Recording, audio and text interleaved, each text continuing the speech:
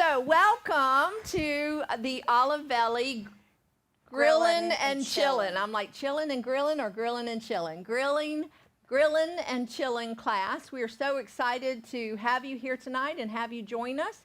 We think you're going to love everything that we have to serve for you tonight. We're going to have some tangy tangerine chicken skewers, some twice-baked potatoes that aren't just like your regular twice-baked potatoes, a watermelon salad that you're not going to believe how delicious it is. Anybody doesn't like watermelon? She doesn't. You got to taste it. Okay, everybody does. You still got to taste it. It is so delicious.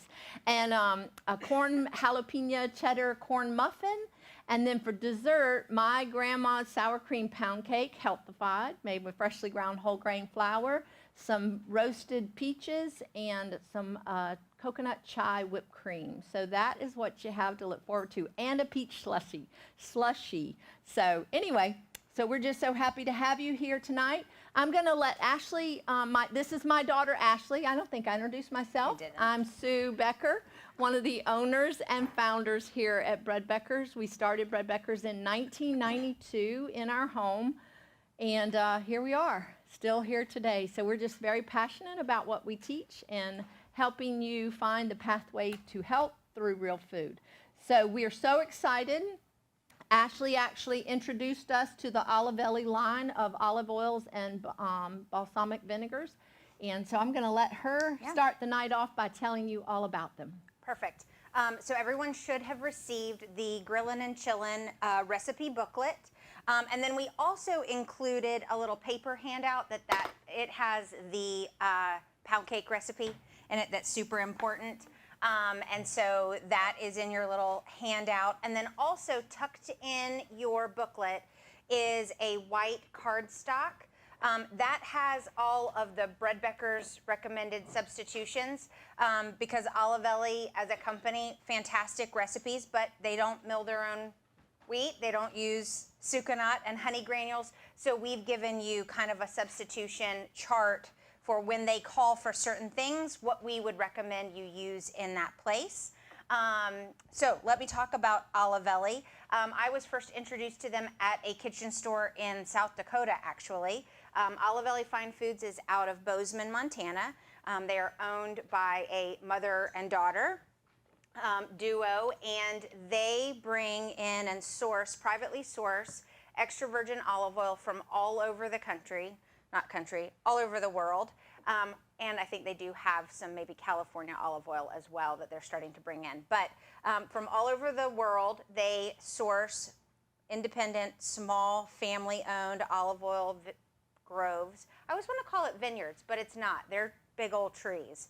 And so they bring the olive oil in, and then they infuse the extra virgin olive oil and infuse the balsamic vinegar in their facility in Bozeman, Montana. All of their oils and vinegars are unpasteurized, all natural. They only use natural flavors, dehydrated fruits, vegetables, spices to infuse their oils and their vinegars. In fact, some of them, the vine-ripened raspberry balsamic vinegar, for instance, it'll sometimes start to settle and you'll see the raspberry seeds at the bottom because they use dehydrated raspberries to infuse the balsamic vinegar. So everything is vegan, including the peppered bacon infused olive oil and the brand new Maplewood smoked bacon olive oil that just came in June.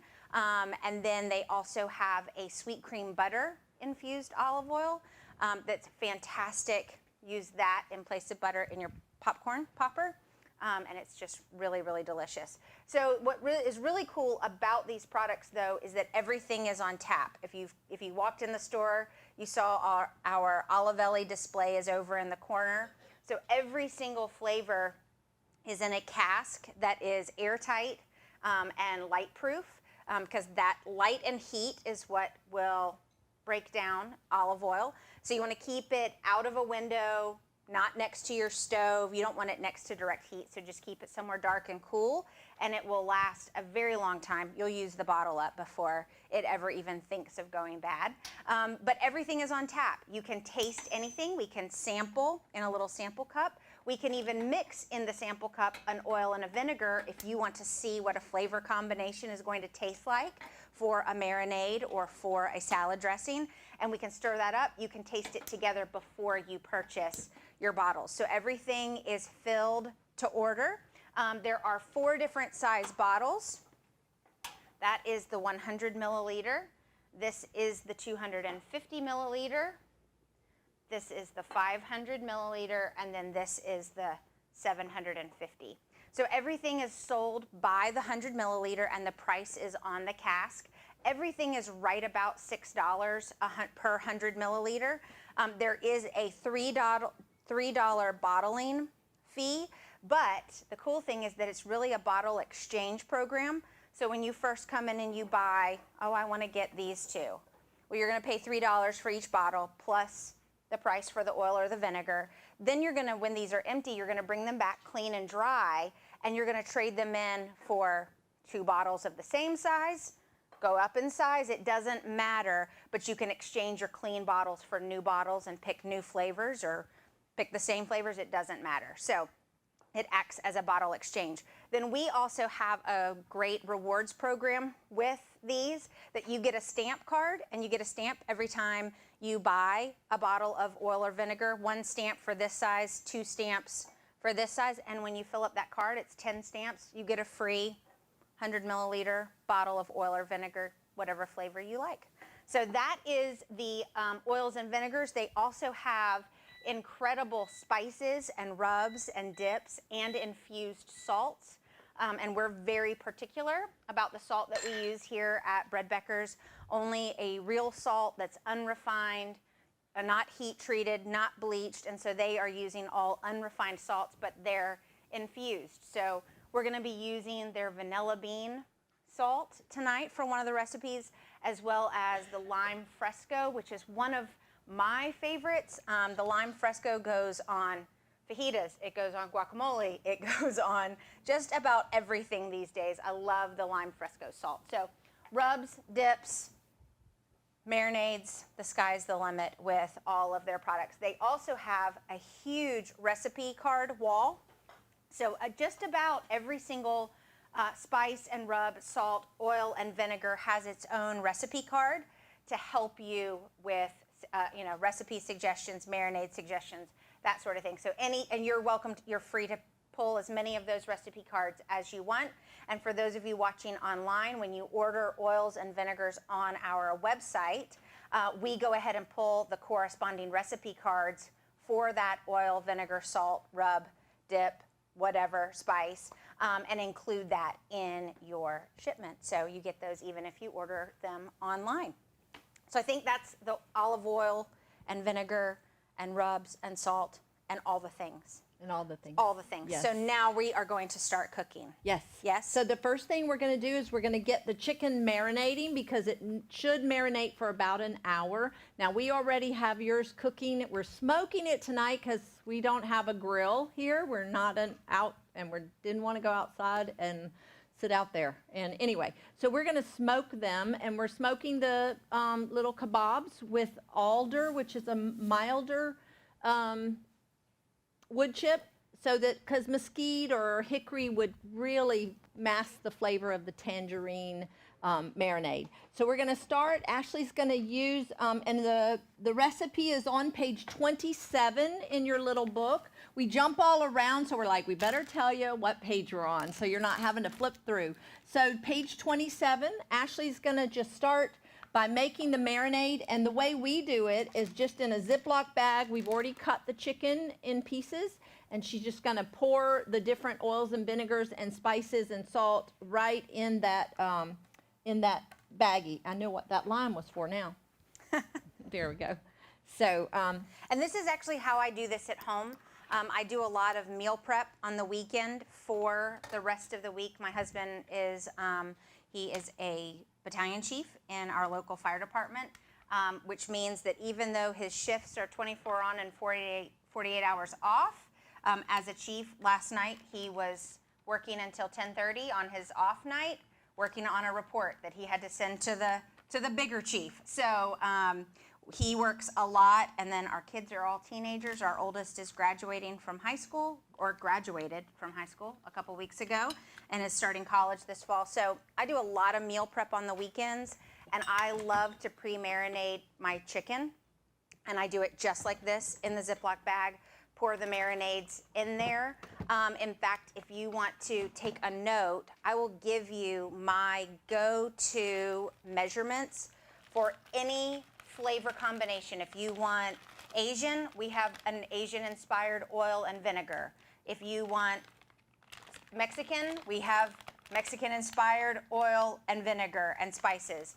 So for about 2 pounds, 2 to 3 pounds worth of meat, I will do 1/3 cup of oil, 1/4 cup of vinegar, and then about 2 tablespoons of whatever spice or rub or dip mix, whatever herb blend I want to do, and then a teaspoon of salt. So 1/3 cup of olive oil, 1/4 cup of vinegar, 2 tablespoons of one of the herbs or spices or dip mixes, and then a teaspoon of salt. And that's kind of my go-to. And I just kind of play around with the different flavor profiles of the oils and the vinegars out there. All right, so you got the lemon juice and you got the garlic already in there. Yes. And now I'm going to do 4 tablespoons of the tangerine balsamic vinegar. And then at home, when I tested out this recipe, it calls for either the Veracruz chili infused olive oil or the Tahitian lime olive oil. I did the Tahitian lime because I wanted the lime and the tangerine. When Mom tested it, she used the Veracruz, so that's what we're going to do tonight. Yep, that's what I had at home. And, you know, these recipes, I tell everyone, I learned this from a wonderful German chef called Lars Liebisch. Recipes are just suggestions. If you take this recipe and you go, oh, I don't have that oil, I don't have that salt, do it anyway. Substitute another one. It'll just change the flavor a little bit. Use plain salt. If you don't have the lime fresco salt, you will love the lime fresco salt. But just change it up to what you have on hand. And I will say this, Brad and I are empty nesters for the first time in 41 years. And Ashley's my oldest daughter, so I just told you how old she was, but I shouldn't have said that. You can edit it out. That's true. Yeah. I do have the power. Yes, and they'll never remember. No. So anyway, so I have loved the recipe cards to the Olivelle oils and vinegars because when you've cooked for, I have 9 children, so there was 2 we adopted later in life and some had already married and moved away, but there was 9 of us at home for a lot of years. And when you're used to cooking for that many people, and now you're empty nesting and you're cooking for 2, it's just so nice to grab a recipe card, grab what I need, get the oils and vinegars and the spices, and it's just been kind of fun to try different new recipes, and it's just been a wonderful experience. So there you have it. Yeah. All right. So she's just going to dump it all in there and kind of squish that around. While she finishes that up, which, let me talk about that, sweet smoked chili rub. I'm going to tell you that it's delicious on hamburgers. So, so good. I even put it in the meat and one of the oils, sometimes the Fiesta spice, or there's a new smoked oil out there. Chili oil. The Hatch chili oil, if you want a little heat in there, and put a little of that in there, and the sweet smoked chili rub when you're mixing up the meat to make your patties. It's really, really, really delicious. So for tonight's meal, for the bread, those of you that are new, we're all about milling our own flour to make all of our own bread. We make all of our flour from freshly milled grains. So I was like, what kind of bread do we want to serve tonight with you? And even though this class isn't a bread making class, I'm going to mix up the muffins. Those of you that are veteran Bread Becker customers will know about our little red book, the recipe collection. The very first recipe I converted was a basic muffin recipe. You don't need a million muffin recipes, just find one, and this is what I found that you can adapt to anything. If you want it more sweet like a cupcake, then add a little honey granules, use soft white wheat flour, But you can do anything to this recipe and it still comes out great. And it's not complicated. I've never understood why muffin recipes change up the baking powder, the baking soda, and the salt, why they have all these varying amounts when a teaspoon of each works very, very well. So tonight, though, I'm going to make these muffins savory. I milled white corn in my Wonder Mill and made corn flour. So instead of using wheat, I'm just using corn. It's not a yeasted recipe, so you can really use most any grain you want. So I'm using corn flour here. I am going to double the recipe, so there'll be plenty for everyone. And so I'm just using the corn flour here. And now a teaspoon of baking powder. Now I'm going to do 2 because I've doubled it. A teaspoon of baking soda. And it works. So why complicate things? I'm all about keeping it easy and simple. And when you had 7 children you were feeding and trying to get food on the table from freshly ground flour, yeah, it just had to be easy and adaptable. Sometimes it was, how can I make tonight's muffins not look like this morning's muffins? So that's what I did. And sometimes bread just didn't happen. Muffins are stir up in 5 minutes and bake in 15 to 20, depending on what you add to them. So this was a recipe that I kind of came up with because it was, like I said, my basic muffin recipe. And one night I was going to make cornbread. I don't know what we were having that I was going to make cornbread. And it didn't happen. And the next thing I know, dinner was kind of almost ready. And cornbread takes, what, 35, 45 minutes sometimes to bake. And I was like, well, why don't I just use my muffin recipe and just make corn muffins? So I did it. And while I was mixing it up, I thought, I add a cup of frozen blueberries to my regular muffins to make a breakfast muffin. What if I just add a cup of frozen whole kernel corn? So I threw that in there. And then I was like, ooh, I really like cheesy things. What if I add a handful of hot pepper jack cheese? So these became one of our favorite muffins. So that's what I'm telling you. You can literally do most anything to this recipe. Now, I wanted to wait and measure my oil. Usually I measure my oil first and then my honey, but I did put a little bit of oil in here. Now, these are delicious with just the regular olive oil, which is what we recommend using. But now that I have my Olivelle oils, this is a little spicy infused olive oil, so I use the Fiesta Spice for my oil here. You want to do a cup of that? Yep. I forgot that that's how much it is. So, and then I'm going to do a cup of buttermilk, which actually 2 cups. Which, do you want to also mention that because these are more savory, and maybe you did already, that you actually cut the honey in half? Yes. Did you already say that? I didn't say that. A lot of times I forget because I pretty much make these muffins almost in my sleep. So a lot of times I go ahead, half cup of oil, half cup of honey, and I've got it in there, and I'm like, oh man. And they're still delicious, but I do cut the honey back a little bit to half, so I do a 1/4 cup for a single recipe. This is my homemade kefir that I'm using in place of buttermilk here. We'll be doing a fermentation class in July. Kefir, not kombucha, but kefir, yogurt, and sauerkraut. I got my sauerkraut brewing back there as we speak, so it'll be ready when I get back from Tanzania.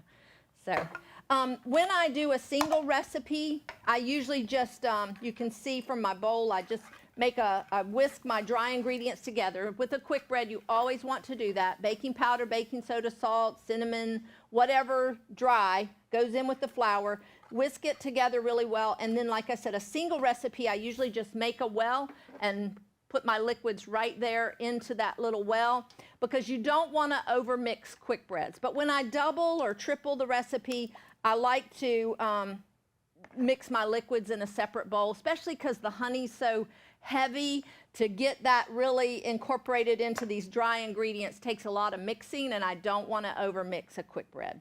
So I'm just going to give these a nice little stir to get that oil and vinegar. It doesn't have to be completely stirred in. I mean the oil and the honey. Oil and honey, yes. Sorry, thank you, Ashley. That's why I have you. You're so great. There we go. So that's our liquids. We'll just get that stirred in. And then we'll put in our corn. And I'm using hot pepper jack cheese tonight. I find this brand, I use, it's Publix brand. It's not as hot as some. I've tried some other brands and it's like, woo, but it does give a nice little kick, but not too much. If you want it a little bit hotter, you could toss in some chopped fresh jalapenos.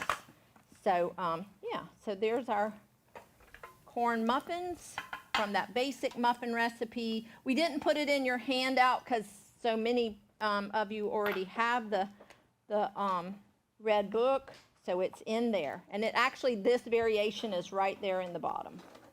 I mean, it's the last muffin variation listed. So I just want to make sure I've got all that flour up from the bottom. I've got a scoop right here.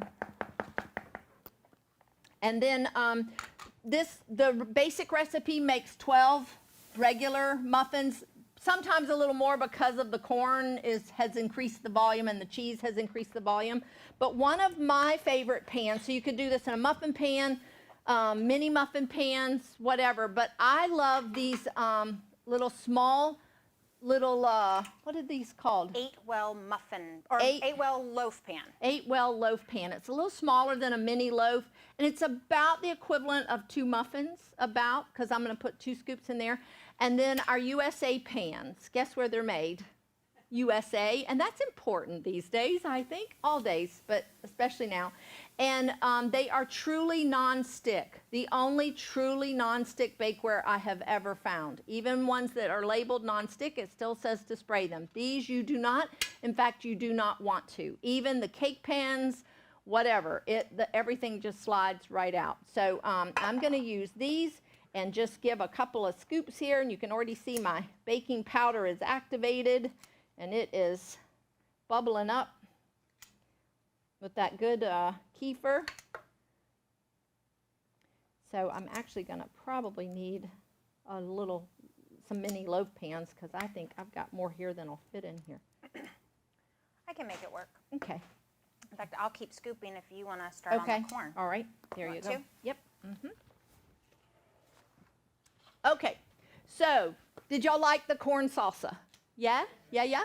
All right. It's different, a little different, nice, little appetizer that you can make ahead pretty much. I did everything but the avocados. I waited to do those this afternoon. Avocados, it's not much way to do them ahead. They turn dark so quickly. Even squeezing lime over them, they still turned a little bit dark with your sitting there on the table while we had scooped it up. Now, fresh corn. Let's talk about fresh corn for a minute. You have not tasted fresh corn on the grill or smoked or whatever. That is great.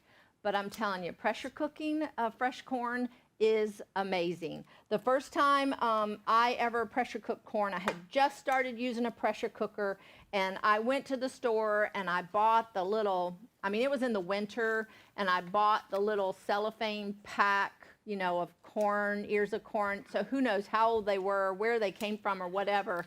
And I cooked them in the pressure cooker this way. They still had just a little bit of the husk on them.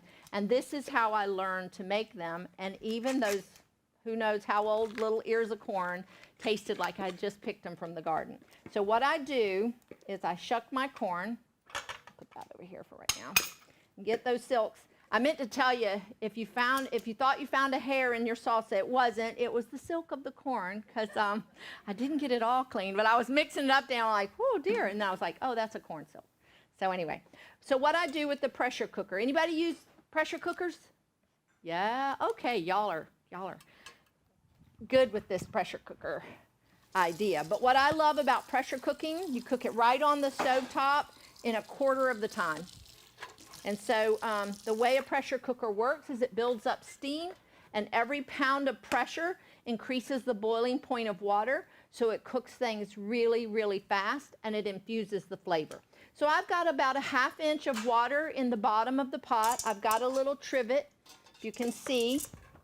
And then what I learned to do is take the silk of one ear, kind of put it down there in the bottom, and then we're just going to pile our corn in. Now, the thing about pressure cooking is meats, yes, you still cook by the pound, but most everything else, vegetables and things like that, you cook by that vegetable. So an ear of corn is we're only going to pressure it for 1 minute to 2 minutes. Even if I had 10 ears of corn in here or 2 ears of corn, it's 2 minutes, high pressure, then we'll let the pressure come down. What may vary if I have a pot full is how long it takes that to come up to pressure. The more full it is, it may take a little longer. If I have 15 ears of corn in here, it may take a little longer to come up to pressure, but actually cooking it, it's going to be 1 to 2 minutes. And 5 minutes if you're going to quick release that pressure, which you can do by running the pot under water after your time is up, and it'll bring that pressure right down. But I like to, with my corn, to just let it naturally release. And so that, as long as that pressure's up, it's still cooking. So for something that only takes 3 or 4 minutes, I cook it 1 to 2 minutes, let it naturally release for 2 or 3 minutes. So that's how it works. So I'm just going to lay my corn in here. And actually, what kind of oil goes on this? The caramelized garlic. I'm going to take a little caramelized garlic oil. Just take it on my hand and just rub my ears of corn just a little bit with it.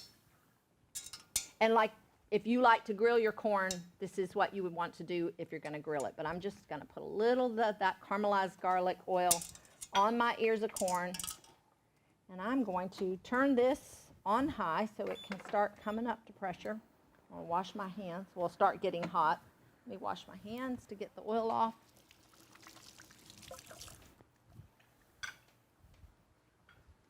And if you wanted to salt it, you can, but I usually just wait and salt it after. So now the way a pressure cooker works, got that little bit of water in there. You've got to have some liquid to create steam. So now we're going to lock this lid into place. And I really love the Fissler pressure cookers. This is a 6-liter stock pot, which is the most common pressure cooker sold in the world, either a 5 or 6 liter, somewhere right around there. So you want to lock that lid into place, and the Fissler pressure cooker locks automatically. So now it is ready to build pressure. You want to start it on high so that once that pressure comes up, then you'll reduce the heat. And here's how I know when the pressure builds. Unlike your grandmother's or your mother's or your own old-fashioned pressure cooker or some of the pressure canners that have the weight that goes right when you're pressuring, this is completely silent while it's cooking. So when it starts building pressure, this little pressure valve will start coming up. And when it gets to that second white ring, that's when I know the pressure's up. I can reduce my heat just to maintain that pressure, and that's when you start the time. Okay, so 1 to 2 minutes on these ears of corn. All right, so we'll let this pressure build, and we will move on to the watermelon salad. All right, this is just an amazing salad. When I recipe tested this salad, I made it on Wednesday night. We eat dinner at church on Wednesday nights, and so I thought, well, I'll make the salad and take it to church and have it there. And people were coming up to me. First, they said they thought it was bruschetta, because when it got all mixed together, you just didn't think of watermelon salad. And but then people were coming up. One man from India came up specifically and said, what was on that salad? It was so delicious. And you wouldn't think of putting balsamic vinegar and oil on a watermelon and some vanilla bean salt, but it is very, very, very delicious. You'll be having that shortly. So it's 4 cups of watermelon, and I try to cut it in fairly even cubes. And this is on page 9, so it's back towards the front of your little recipe booklet. So there's booklet. my blueberries, strawberries. This is going to be a perfect 4th of July salad that you're going to love making, because then it's going to have the coconut in it, which is going to be white and beautiful, and then the blueberries. Can you hand me a measuring cup? Just a little 1.5, I think, or 1/4. Doesn't matter. And this is our shredded, unsweetened coconut that I love. If you don't like coconut, it might be the artificial flavor, the sweeteners of store-bought coconut. This is just fresh grated coconut. So that, and then where did I put my mint? Oh, this is mint from my garden. When I recipe tested, I forgot to cut my mint. And do y'all know how terrible it was to have to buy mint in the grocery store when I have a bed as long as this table full of mint. So anyway, so I'm just going to cut some mint. Oh God, it smells so good. I love mint. I have stevia and oregano and mint growing, and I know this sounds weird, but when COVID was at its peak, I would go out and, oregano is a natural antibiotic, and I would go out and I would pick mint and stevia, which is sweet, and oregano and just chew it. And I do that every day. So do y'all know how to cut thin strips of herbs? So you just want to pile them all in a pile together. It's called chiffonade, I believe. And then you just roll it up. All of our big knives are gone. Oh, cool. But there you go. Okay. All right. And then you just slice.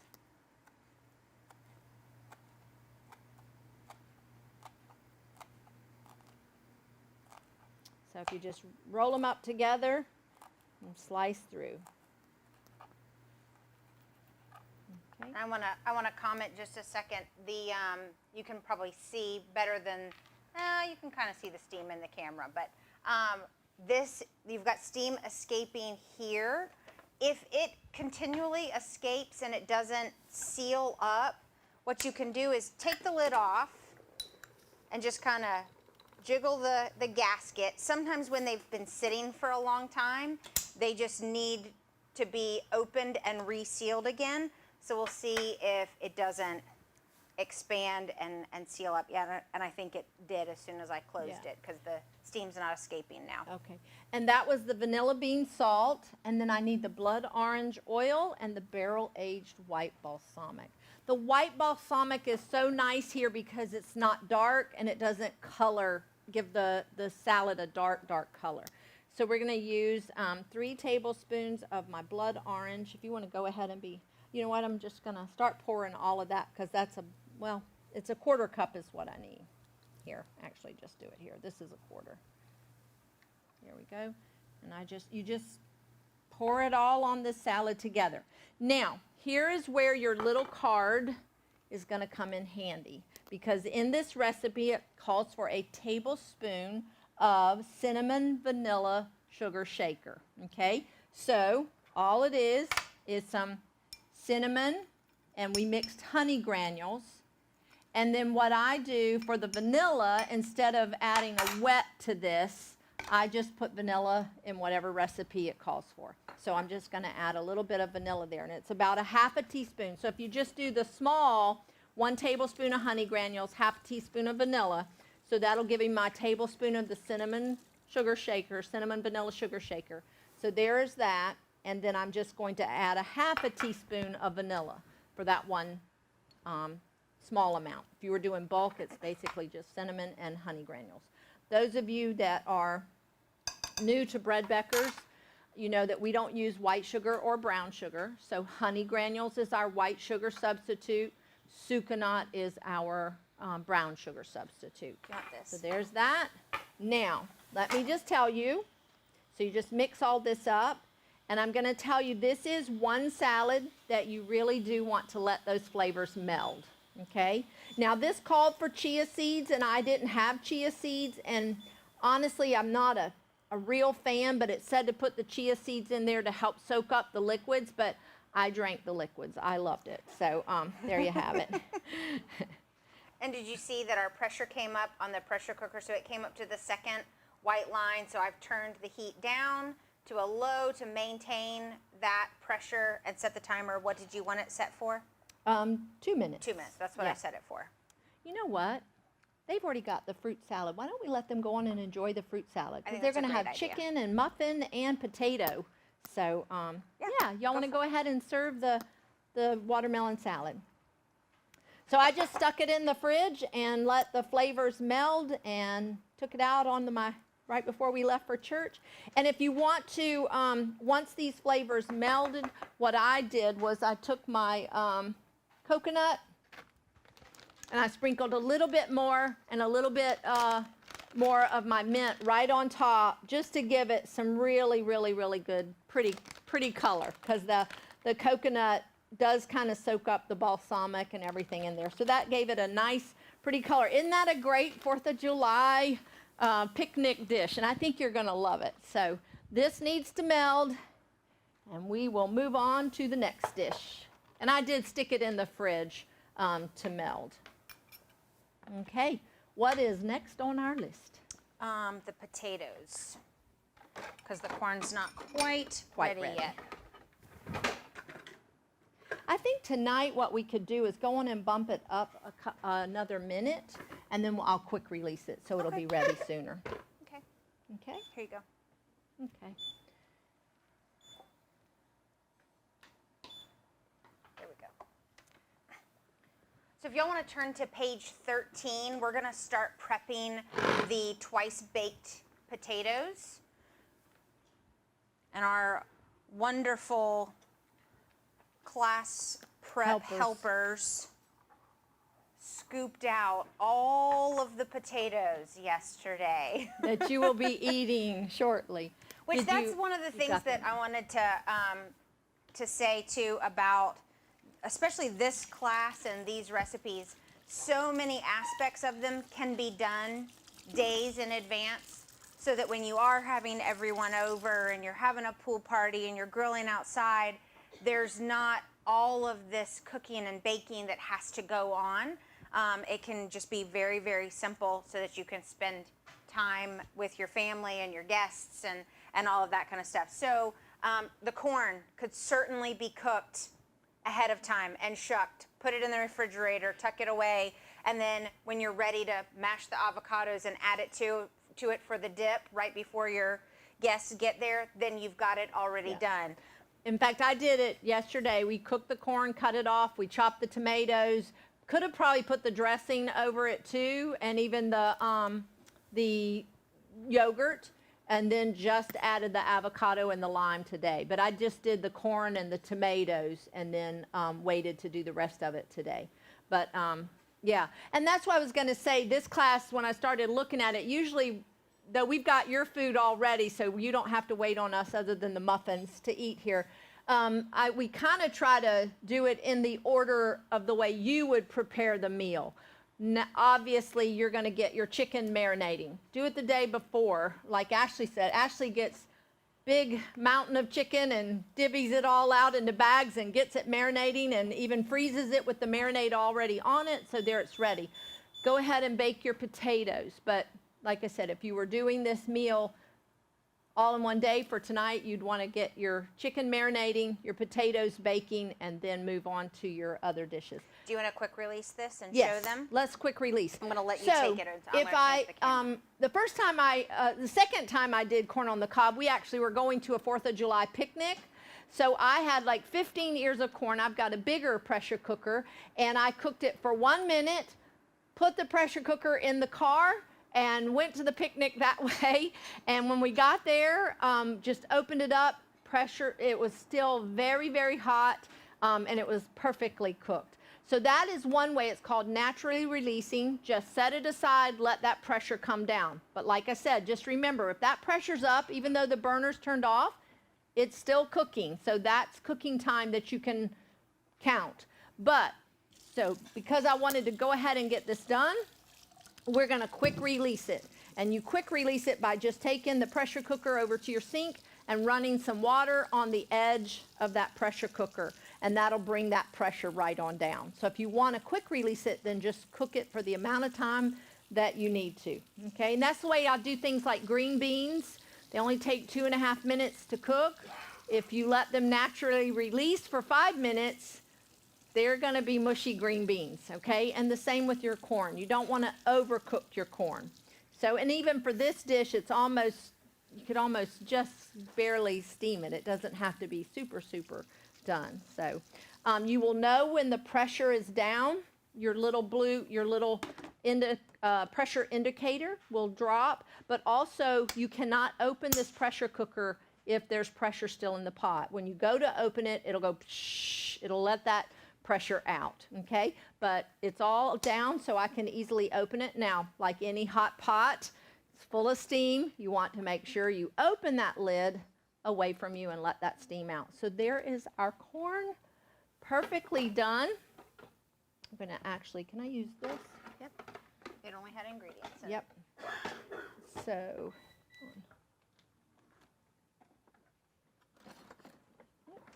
just take this. Are you checking the chicken? I Is am. it good? Okay. And that's the muffins? Yes.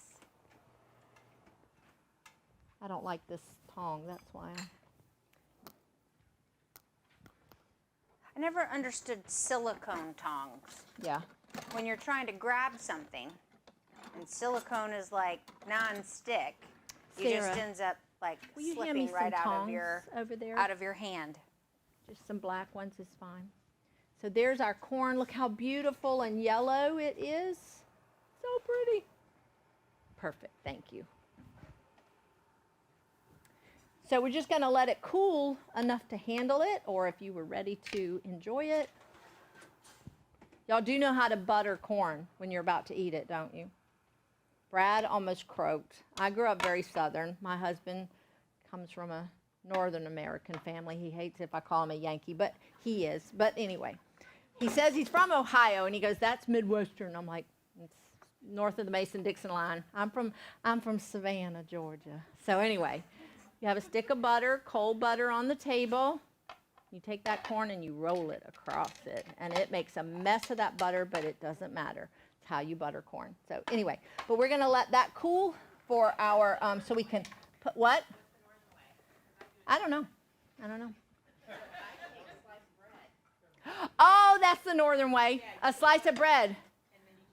Yes, did you hear what she said? You take a slice of bread, butter the bread, and then you lay the corn in the bread, and you roll it around that. See, Southerners would not have sliced bread on the table. We have biscuits or cornbread, right? Yes, so, yeah, but we saw that in a movie one time, and Brad went, "Well, now that was clever," because he doesn't like my... Because he's a Yankee. Yeah, he doesn't like my sticks of butter that are, he goes, "It's a mess." And I'm like, "It's all right, just use it for something else, whatever." So, what? Yeah, well, that's because you're a little more, well, I don't know, Southerners are pretty cultured, but anyway, bless your heart. Okay, twice baked potatoes. We got the potatoes here.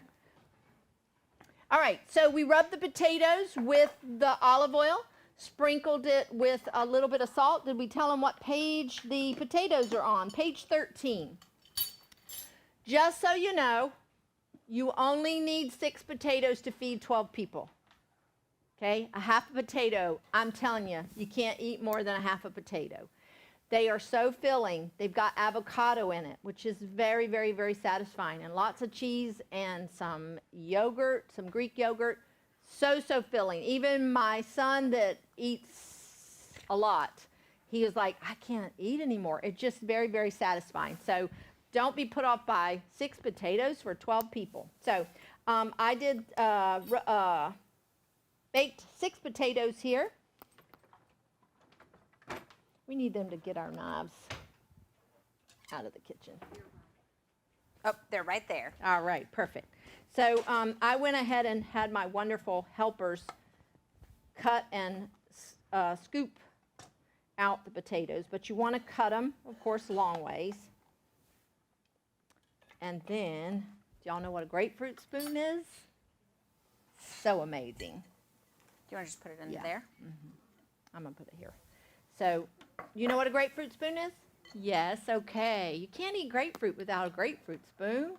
And I grew up with grapefruits and grapefruit spoons, and so when I got married and I bought a grapefruit, I was like, "I can't eat this. I can't, it won't work." So, yep, found grapefruit spoon. So when we started our business, I'm like, I really want to carry grapefruit spoons. You got to have one, and they're great for so many other things. So, little serrated edge there helps you get that pulp scraped out, that potato scraped out. You don't want to go too thin, or it's not going to hold the potatoes together. How are we doing over there? How are the muffins? They're about coming out. Which I meant to tell you, the basic muffins cook in 15 minutes, but when you add things with some liquid like fruit, like blueberries, whole kernel corn, it may take 20, but that's really the only change there. So we're just going to get this scooped out. You can see why I did some of them ahead. You didn't need to watch me do 6 potatoes.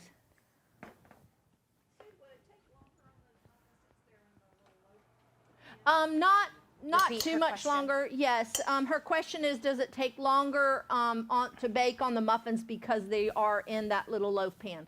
A little bit, yes. Like a mini muffin, I usually only cook 12 minutes. The regular muffin about 15, and then these 15 to 20, maybe a little longer than 20, but mostly because of that whole kernel corn in there, adding some liquid to it. But yes, you're right. The bigger the muffin, the longer it's going to take to cook.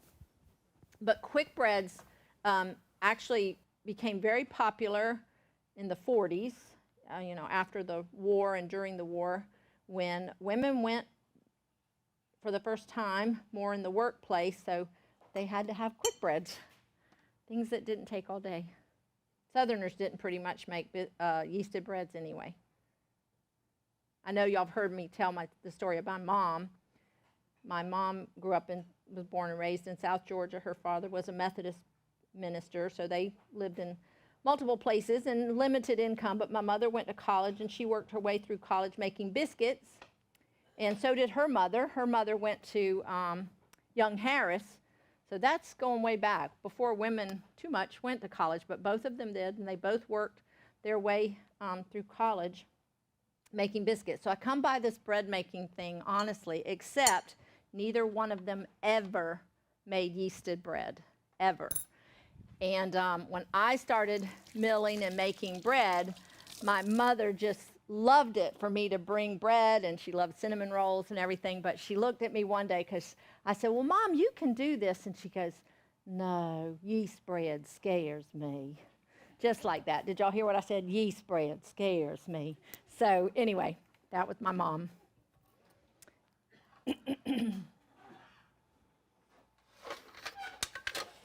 So this has an avocado in it. If y'all have never used an avocado cutter, it is pretty awesome. It's the whole tool. You don't need anything else. So it's got serrated here. So that's how you're going to get that little sticker off. So that's how you're going to cut it open. Well, there we go.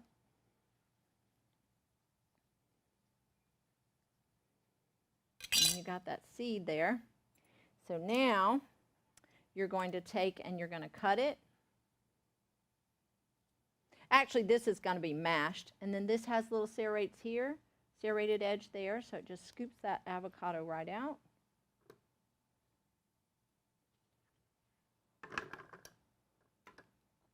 And then take that seed and scoop, whoop, that's not where I meant to go. Scoop it right out and take that serrated edge. You don't have to cut this one because it's going to mash, but if you wanted like avocado chunks, which we're going to do for the salsa, just can cut it in squares and then scoop it out. So this is our Anchus Room mixer, for those of you that may not be familiar with it. The largest non-commercial mixer sold, the finest mixer in the world, was designed by Electrolux of Sweden in 1940. It came on the American market in the late 80s, I think. Anyway, it's just a workhorse. It's my best friend for making bread, especially when all my children were at home. I made 6 loaves of bread twice a week, mixed in with cakes, cookies, muffins, cornbread, pancakes, whatever. And it has multiple optional attachments, but the double whisk bowl comes with the basic unit. Here's the, well, I think we moved the big stainless steel bowl, but I can show you that in a minute. So this is the cookie whips, actually, or the cake whips, that I'm going to just whip up my avocado and get it mixing up. Then I'm going to just add my potato.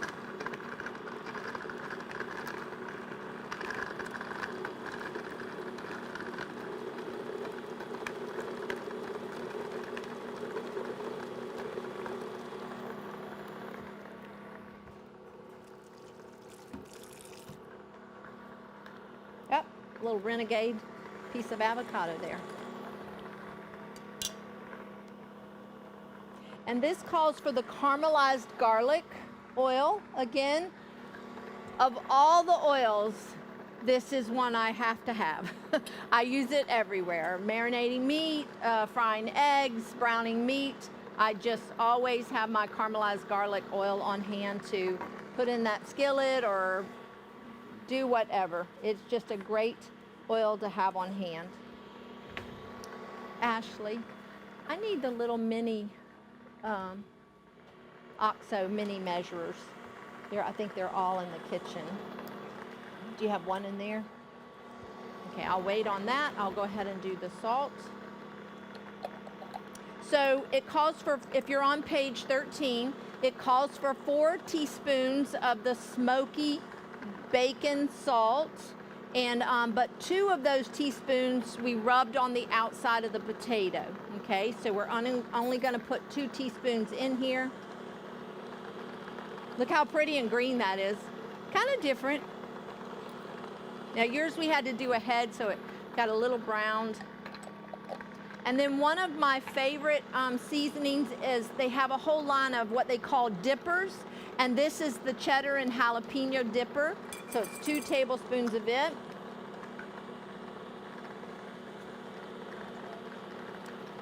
Let me see, I think it's 3 tablespoons. And if you have never used the little OXO mini measurers, when I first saw them, I thought that's cute. I use them all the time. I have 3 or 4 that normally stay in my drawer, and they were all dirty because I've been using them. So we're going to use 3 tablespoons of the caramelized garlic oil, because 2 of those 5 tablespoons went on the outside of the potato. Does that make sense? Okay. And now we're going to use some Greek yogurt, and I actually took regular whole milk yogurt and strained it in our yogurt strainer. And if you want to pull that out of the refrigerator, you can show them. So there's our strained yogurt. It's got most of the way just strained right off.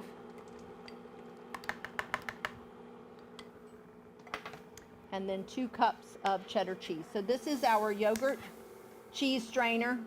Just pour your regular yogurt in there. And I love full fat yogurt. It's got the nicest flavor and the nicest texture. The low-fat yogurts are full of stabilizers and things you really don't need. So, and just wanted to show in the overhead view too the yogurt in the basket and then the whey drained off. okay. So now, turn the speed up just a bit. Don't want to overmix those potatoes too much. It is russet potatoes, so they aren't as starchy as some of your other potatoes. If you've ever had potatoes when you go to mash them get gummy, gooey, have you ever had that? A couple of things going on there. The type of the potato, but I do like Yukon potatoes. I think they're delicious, the Yukon Gold.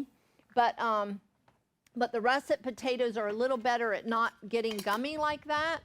And then also letting them air dry. So like when I cook them in the pressure cooker, and if you love mashed potatoes, they're amazing in the pressure cooker. Do the same thing that I just did with the corn, a little 1/2 inch or inch of water, pile those potatoes in there. It takes 3 to 4 minutes and they're done. And they're not all waterlogged and weighed down with all that boiling water that you just covered them with. So just drain that little bit of water off and then you're ready to mash. So we have mashed potatoes a lot at our house because they're so easy to cook in the pressure cooker. So there's our pretty green filled potatoes. Got that avocado, the cheddar, the yogurt. They're just so delicious. And now we're going to use a wonderful tool to have in the kitchen, a scoop, and just fill those potatoes. I did want to ask, turn my microphone back on. We do have finely chopped fresh jalapeno, sorry, my teenager would croak if he heard me say the wrong thing. Would anybody like some sprinkled on their potato? It does call for garnishing it with fresh jalapeno, but we didn't want to do that to everybody's if they didn't want spicy. So if you would like to raise your hand, I will come around and sprinkle some on your potato. And just so you know, we do not eat pork here, so that is turkey bacon. To get it as crispy as possible, we're not big fans of turkey bacon either, but to get it as crispy as possible, I went on and chopped it up and then had them saute it and try to get it a little crispy in the peppered bacon olive oil. So it gives it a little bit more of that bacon flavor. So, yeah. You're welcome. Yeah, a little bit. So just get this filling kind of spread out there. I think I got more filling than I can possibly put in these potatoes. I'm not sure how. Oop, those two are on their side. So you're enjoying the chicken kebabs. And I just want to tell you, we'll show you how we're going to smoke those and make the kebabs here shortly. But the first time I did it, I did do the kebabs. The second time I did it, I was taking them to church. And so I didn't want to do kebabs. So I just did chicken breast, and I cut it in half so it was more like, I guess, a tender. And I marinated it with onions, which is why the recipe doesn't call for it, but I did put an onion on each of y'all's kebab. And so I just marinated the onions and the chicken tenders instead of doing chunks. And then when I laid it out in my smoker, which will show you that, and then I put the onions on top, and that's how I smoked it. And it was very, very delicious.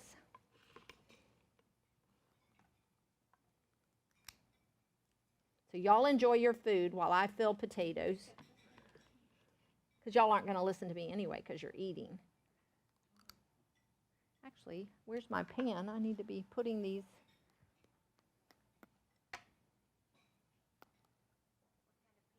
Oh, it's my 9x13. I couldn't remember where I put it.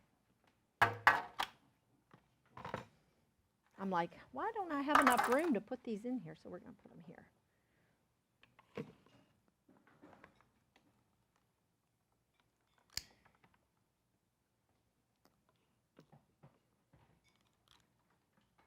Muffin scoops or ice cream scoops or cookie scoops, whatever you want to call them. Greatest tool, one of the greatest tools in your kitchen.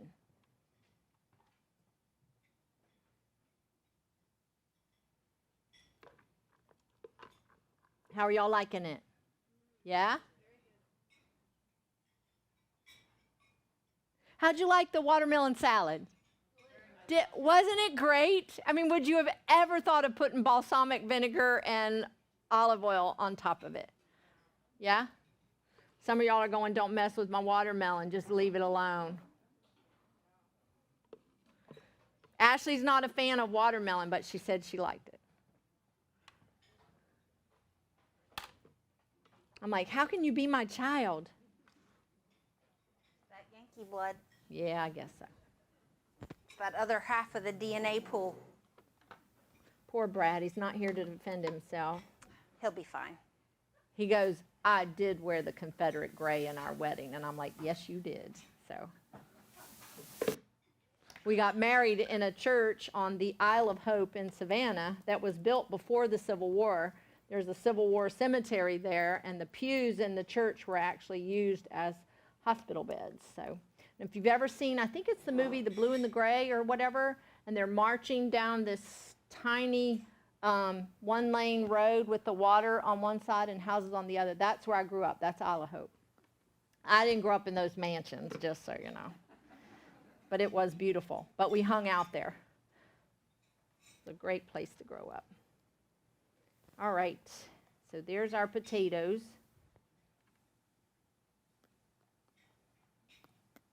I think we got more stuff than we can stuff.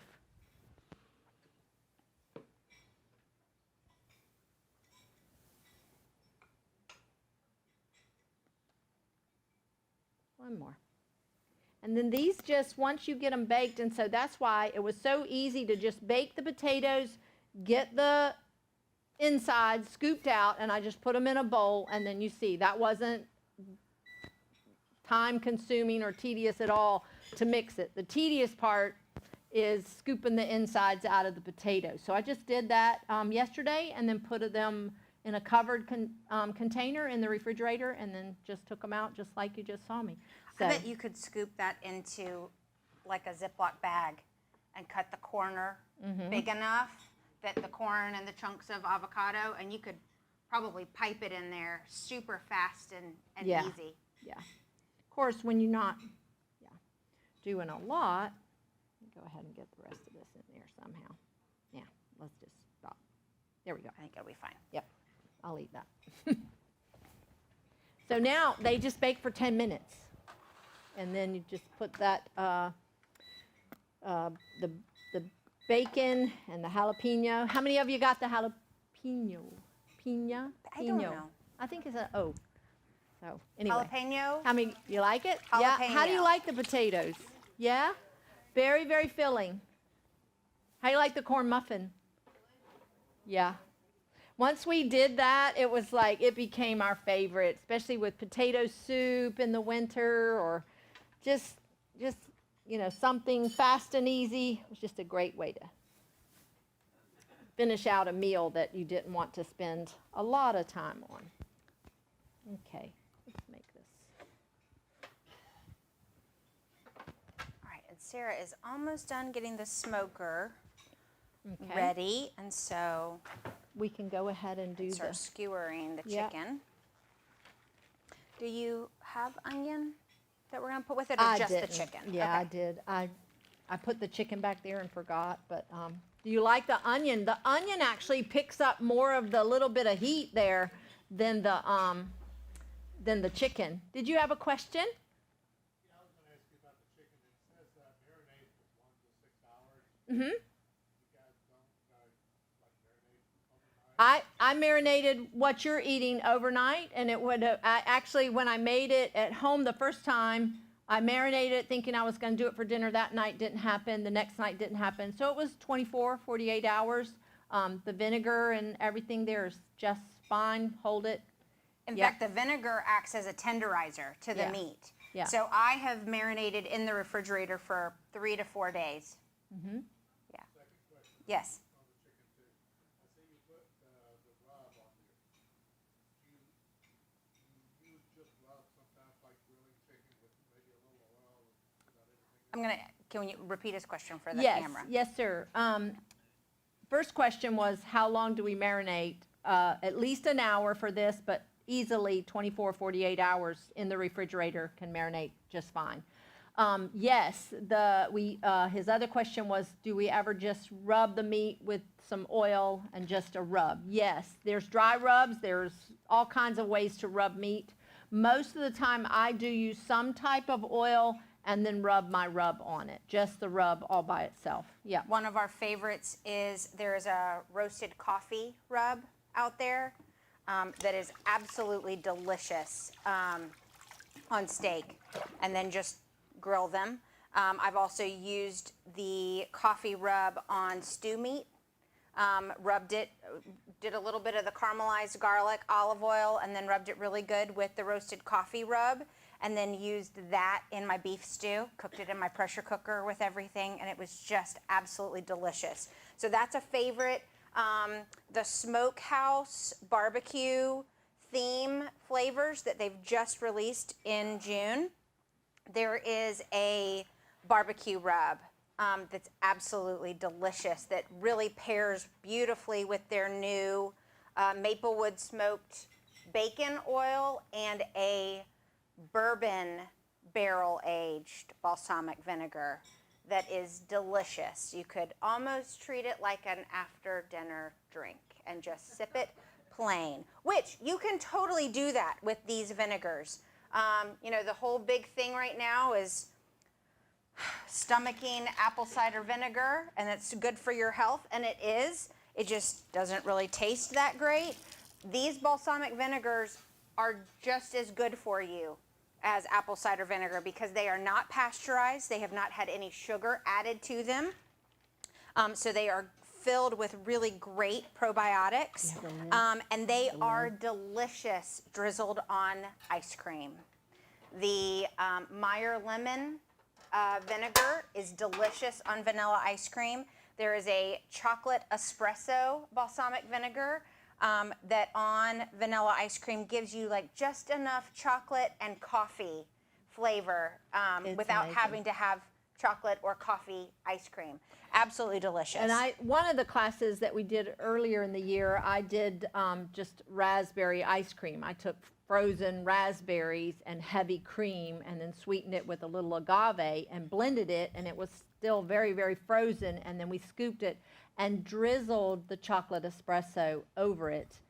It was delicious. The raspberry ice cream needed that little tartness. It was very, very good. So, all right, let's talk about the wonderful Stovetop Smoker. You can tell we use it. Yeah. The manufacturers say it's supposed to look like that. That means you're using it.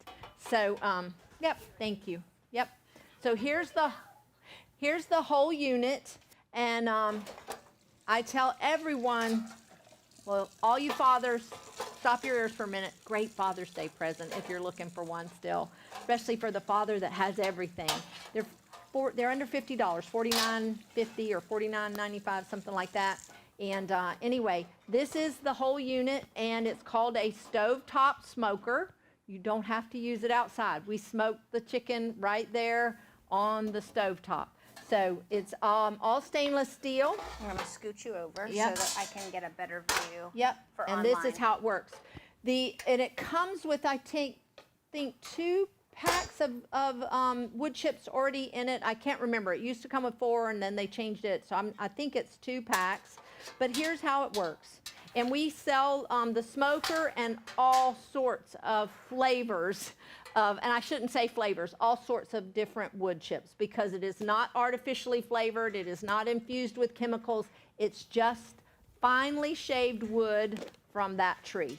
Okay? So the hickory, the mesquite, it's not chemical laden. So all you're going to do is you're going to take the smoker tray out, and you're going to use about a tablespoon or a tablespoon of, about a tablespoon to a tablespoon and a half, depending on the chip that you use. Mesquite is kind of strong, so I typically only use about a tablespoon. And you just put it right there in the center of the smoker. But what are you using here? I'm sorry. Yep, I'm using alder. Milder flavor. I think apple would have been good here, but I tried it with alder because I didn't want that hickory smoked mesquite flavor. I didn't want it to mask the tangy tangerine and the marinade that was on the chicken. So I didn't want it too strong. But chicken breast, fish is delicious in the smoker. You can smoke cheese, you can smoke nuts, you can put a glass dish in there. Of course, the cheese is going to melt, so you put it in a glass dish, it'll melt into that, and then when you chill it, it's solid again, and you can slice it up. So there's just so many things you can do with the smoker. So here's the drip tray, and you just set it there. And like I said, you mound the chips up right there in the center. You don't sprinkle them. You don't have to soak these. Just drop in the tray and then the rack, and then we're just going to put our little chicken skewers right here. I couldn't find long skewers today, so I had to smush up these little ones. And you can load it up. It doesn't have to have space between it. It'll cook a little faster if you do have some space between it, but you can load it up pretty heavy. And if you do something like a brisket or something that takes a longer time to cook, then you at least want to smoke it. Start it on the stovetop for 30 minutes or so. That will get that smoke flavor in there. Then you can finish it off in the oven or out on your grill. It's designed to cook over an open fire if you need to, or like on the grill. It has these long handles. You can cook it most anywhere. And so if you do, you can finish it off in the oven or on your grill. But then also, if you do something larger like a turkey or a whole chicken or something like that you can't get this lid on, then you can just use foil over it and cover it that way. Tightly seal it that way. So what you're going to do is you're going to leave a little crack right here in the very beginning. And this is our little made by Jacquard. It's a portable gas oven. It runs on the butane little tanks, and you just one little click and it is on.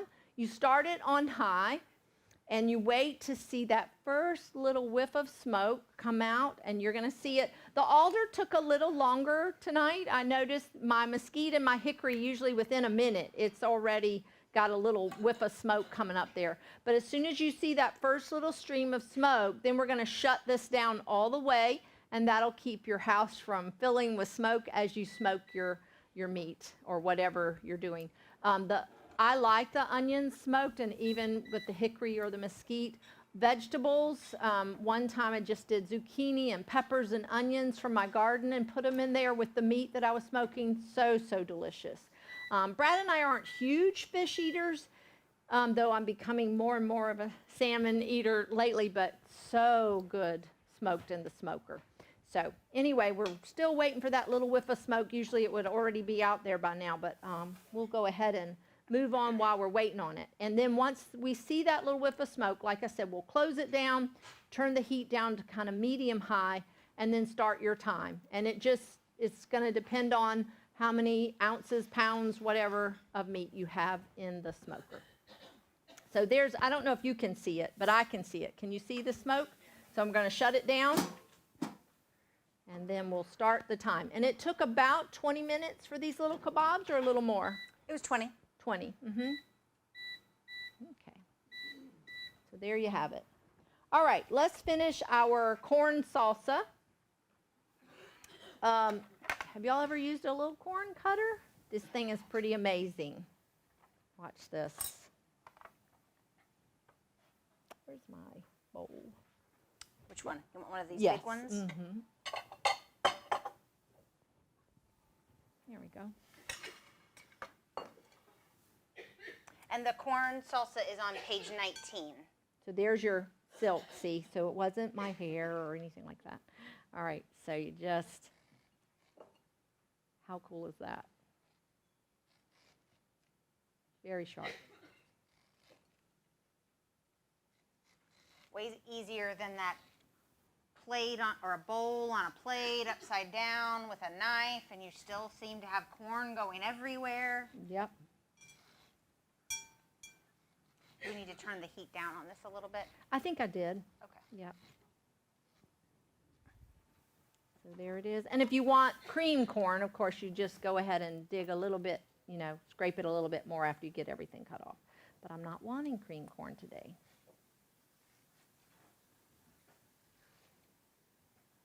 To me, summer begins when you see watermelon and fresh corn at the store.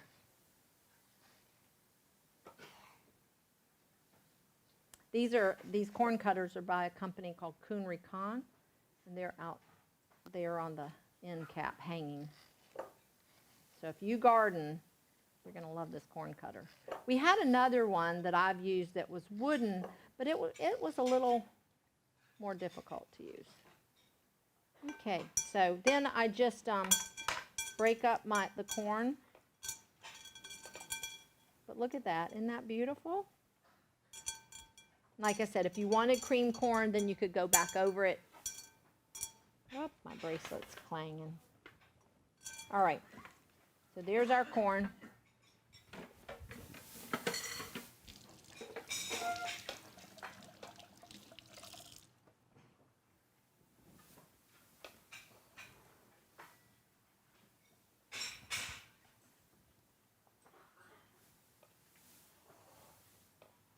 All right. So we have our cherry tomatoes. Oh, did they take my avocado cutter? Is it still in there?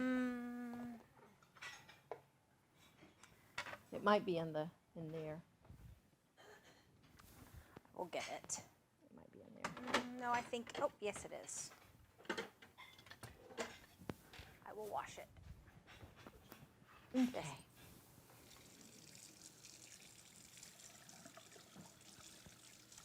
So we're going to cut our avocados again. Our little corn hairs are everywhere. So this is cilantro. And if you don't like cilantro, then don't put it in there. Anybody here doesn't like cilantro? Tastes like soap. Yep, it's either it either does or it doesn't. And some people just like, no, can't do it. Can't do it. So this is the cheese there. You can actually find this. I found it at Publix, at BJ's.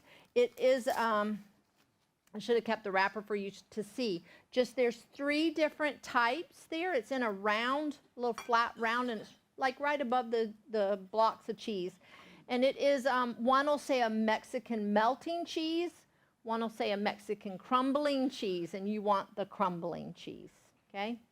And don't try to use the crumbling cheese to make queso, Nope. because it will not melt. Yeah. So it's kind of it's just a salty cheese. It's not as strong as feta.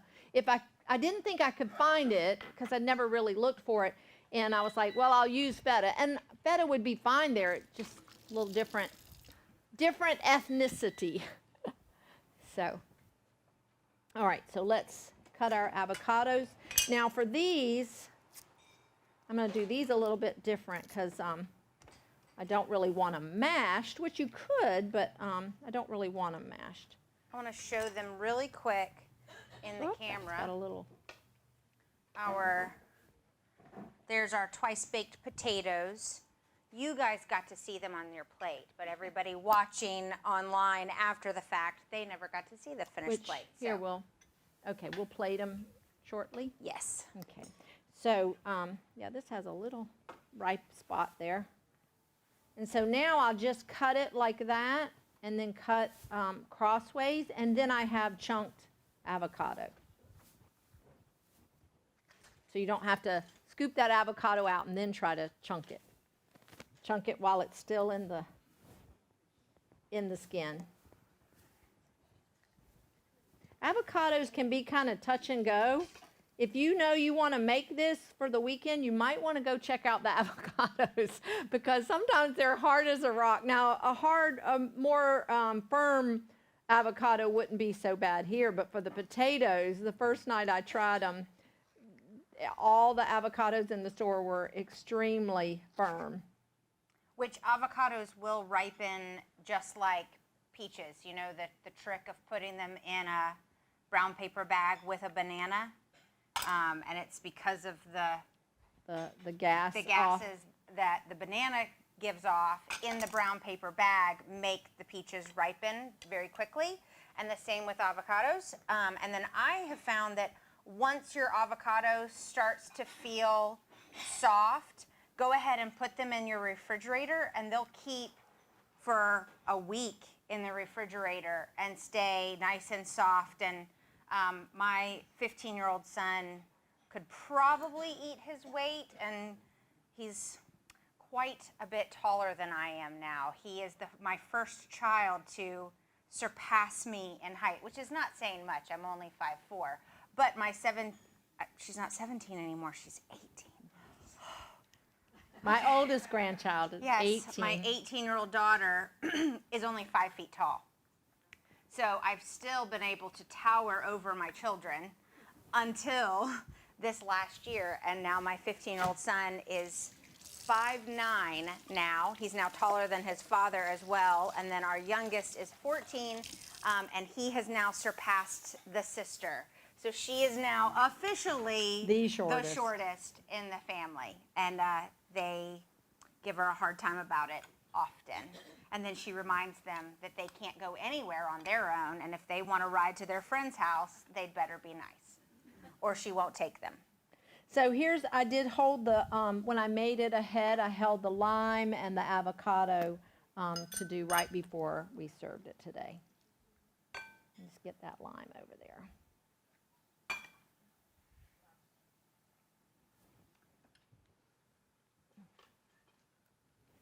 This to stir? Yep. And what kind of oil and vinegar do we use here? I think we use This the is the Tahitian lime oil. That me or you? I don't know. Little. There's your little measuring cup down there. Okay. So it's 4 tablespoons of the Tahitian lime oil. So these little mini measurers are graduated in tablespoons. 1, 2, 3, 4 tablespoons, yes, or ounces, 2 ounces. So 4 tablespoons liquid measure is a 1/4 cup, so it is a little 1/4 cup, and that's what I'm using here. Yes. And then 2 tablespoons of the spicy sriracha vinegar. There's a new vinegar out there. We got it in, I believe it was April. Pineapple habanero balsamic vinegar. Which And I actually, well, I don't know about pineapple and corn. I don't know, it might be good. I'm telling you, just try it. Just do it. And then, does the adobo spice go here? Yes? Yes. Look how pretty that is.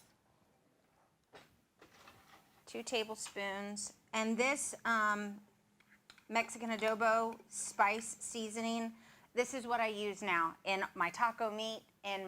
I will use a combination of the adobo seasoning and the sweet smoked chili rub. And that is my combo for fajitas, taco meat, enchilada meat. It doesn't matter. That's what I use now.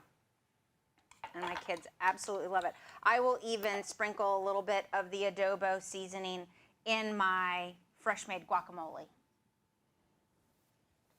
There's the lime fresco. Yep. Half a teaspoon of this. And Ashley actually, her daughter, Shorty, has a dairy allergy, so she made this without the cheese, and it was delicious. Right? Oh yes, yeah, Catherine. The next day, the leftovers, it did stay pretty bright in color the next day in my refrigerator, and I did put it in a pretty airtight, sealable container. And Catherine came down and was like, "Do we have any more of that corn dip?" And I'm like, "Yes." And I said, "Here, just scoop you some out of the container." And she looked at the container. She's like, "I'll take the whole thing. Thank you very much." It's like, okay. There are worse things for her to be eating, right? Yes. Don't you love it when the kids like your food? That just is so exciting. In fact, my kids love the oils and vinegars so much. My daughter's boyfriend is usually at our house for dinner probably 4 to 5 nights a week. Even though, and it's because he doesn't live at home anymore. He has his own place, and so his mom and dad aren't cooking for him anymore, so why not come to our house and eat? But his birthday was back in January, and he has fallen in love with the oils and vinegars so much. I told him, I said, "Come by the store. I'll let you pick out 2 oils and 2 vinegars for your birthday." And he was like, and so when he got here, he was like, "Okay, what was the chicken that I really liked the other night?" And I'm like, "It was this one." And he's like, "Okay. And then what was the one? What do you add to the fried rice?" And I said, "That is the black garlic tamari soy balsamic vinegar." Oh my goodness. A splash of that over fried rice is just divine. That combined with the sesame oil. It's just delicious. If you like Asian cooking, try those. It's the missing link. Yeah, so good. So yeah, he picked out 2 oils and 2 vinegars, and it's been very cute because my daughter was over at his house, and she's like, "We're gonna make dinner," and I went to the store and I got a package of chicken. Which oil and which vinegar should I add together? And so they totally cooked dinner. Okay. So what we're going to do now is we're going to make the lemonade. Did y'all like the lemonade? Okay. I'm going to have to tell you, I had to doctor it a little bit. We tried the recipe exactly like it is in the book. So if you want to turn to page 5, we did the lemons. Move this off of here for right now.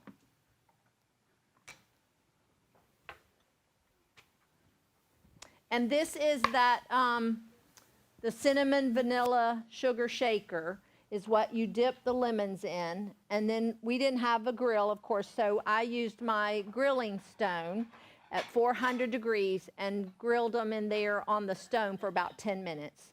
They would be great on a grill if you're grilling, okay? So the cinnamon sugar shaker, so I just did, if you follow the little card and you see that it's honey granules and cinnamon and then some vanilla, so I just added the vanilla to the lemonade drink once I got it all made. Now, here's what I need to tell you. So you make the raspberry simple syrup, which I already made it. So it was just, and it's the same as you make any, have y'all made simple syrups before? Cup of water, 3/4 cup of sugar, but we use the honey granules there. Just bring it up to a boil until those honey granules melt, and then you've got simple syrup to sweeten your lemonades or whatever. So that's a basic simple syrup. This one is the raspberry balsamic simple syrup. So you use 3/4 of a cup of honey granules and 3/4 of a cup of the raspberry balsamic with the cup of water. And that's right there. So for the sugar, we're using honey granules, okay? Y'all with me? Okay, so then you make the lemonade. Let's juice our lemons and we'll make the lemonade. Because I made it right by the recipe, thinking that, okay, the raspberry simple syrup is sweet, and that was fine. But if you look at the recipe, it's got, after the simple syrup, a 1/2 cup of the raspberry balsamic, in addition to the raspberry balsamic simple syrup. It was puckery. And it uses club soda, which is not sweetened at all. It was funny. So I took it around to everybody. I think it was Tuesday. And my husband had it in his hand, and he was out in the store. And then he came walking back through, and I was headed to the kitchen to take the rest of them. And he took a sip, and he went, wow, okay, wow, that is really tart. And so I maneuvered it a little bit. So instead of the raspberry simple syrup, I added I left that out. Instead of the raspberry balsamic, that extra 1/2 cup there. I still made the raspberry simple syrup exactly by the recipe with honey granules, the raspberry balsamic, and the water. Brought it to a boil, and there it is. It's ready. And you can keep it in the refrigerator, and it's ready to use for anything you want. But instead of that 1/2 cup of raspberry balsamic, I did a 1/2 cup of agave nectar. It really needed the sweet.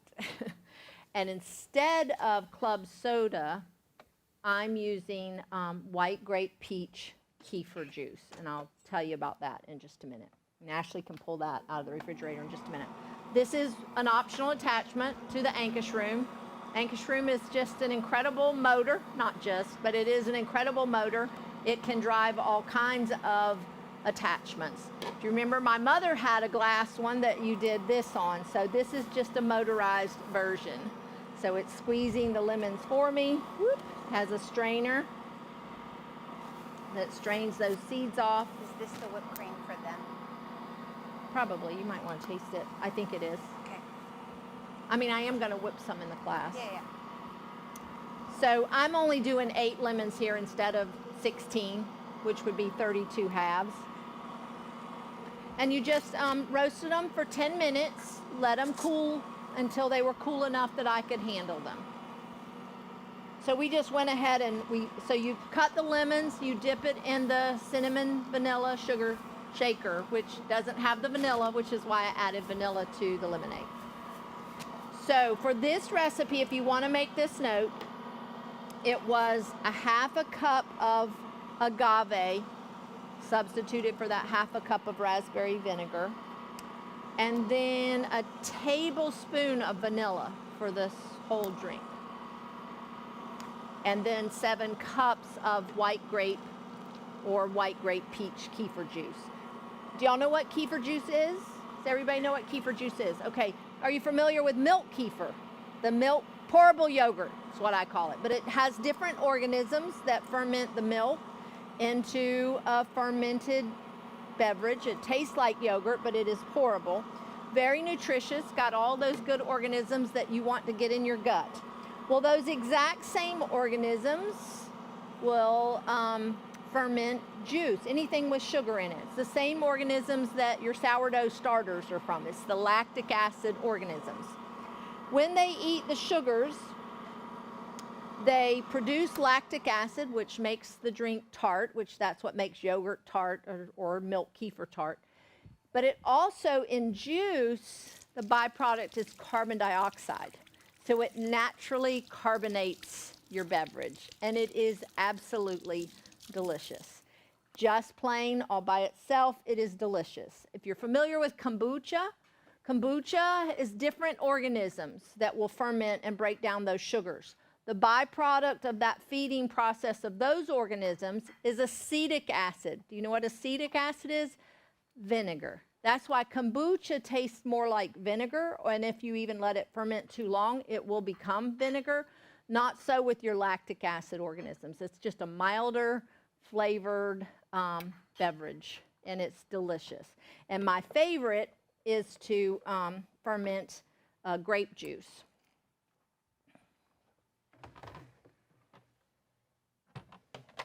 And the nice thing about kefir is it's so very easy to make. I'll show you how to make it because I actually need some more.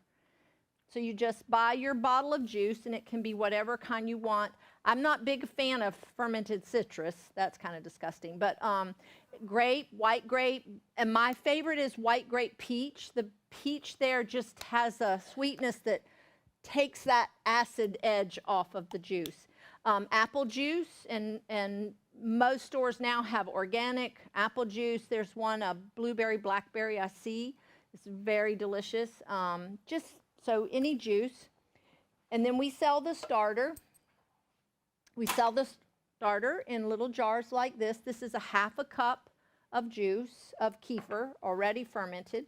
So I just buy my bottle of our fermented juice, take a half a cup off to make room for my starter, okay?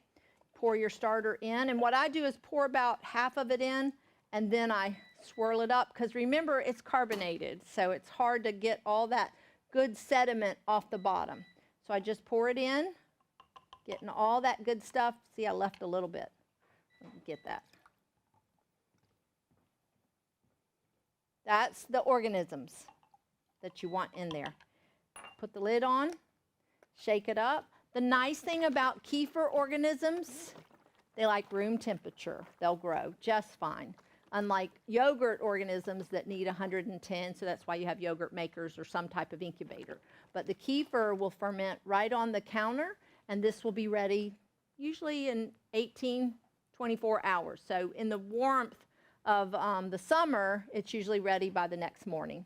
So I just leave it right on my counter. How will I know it's ready?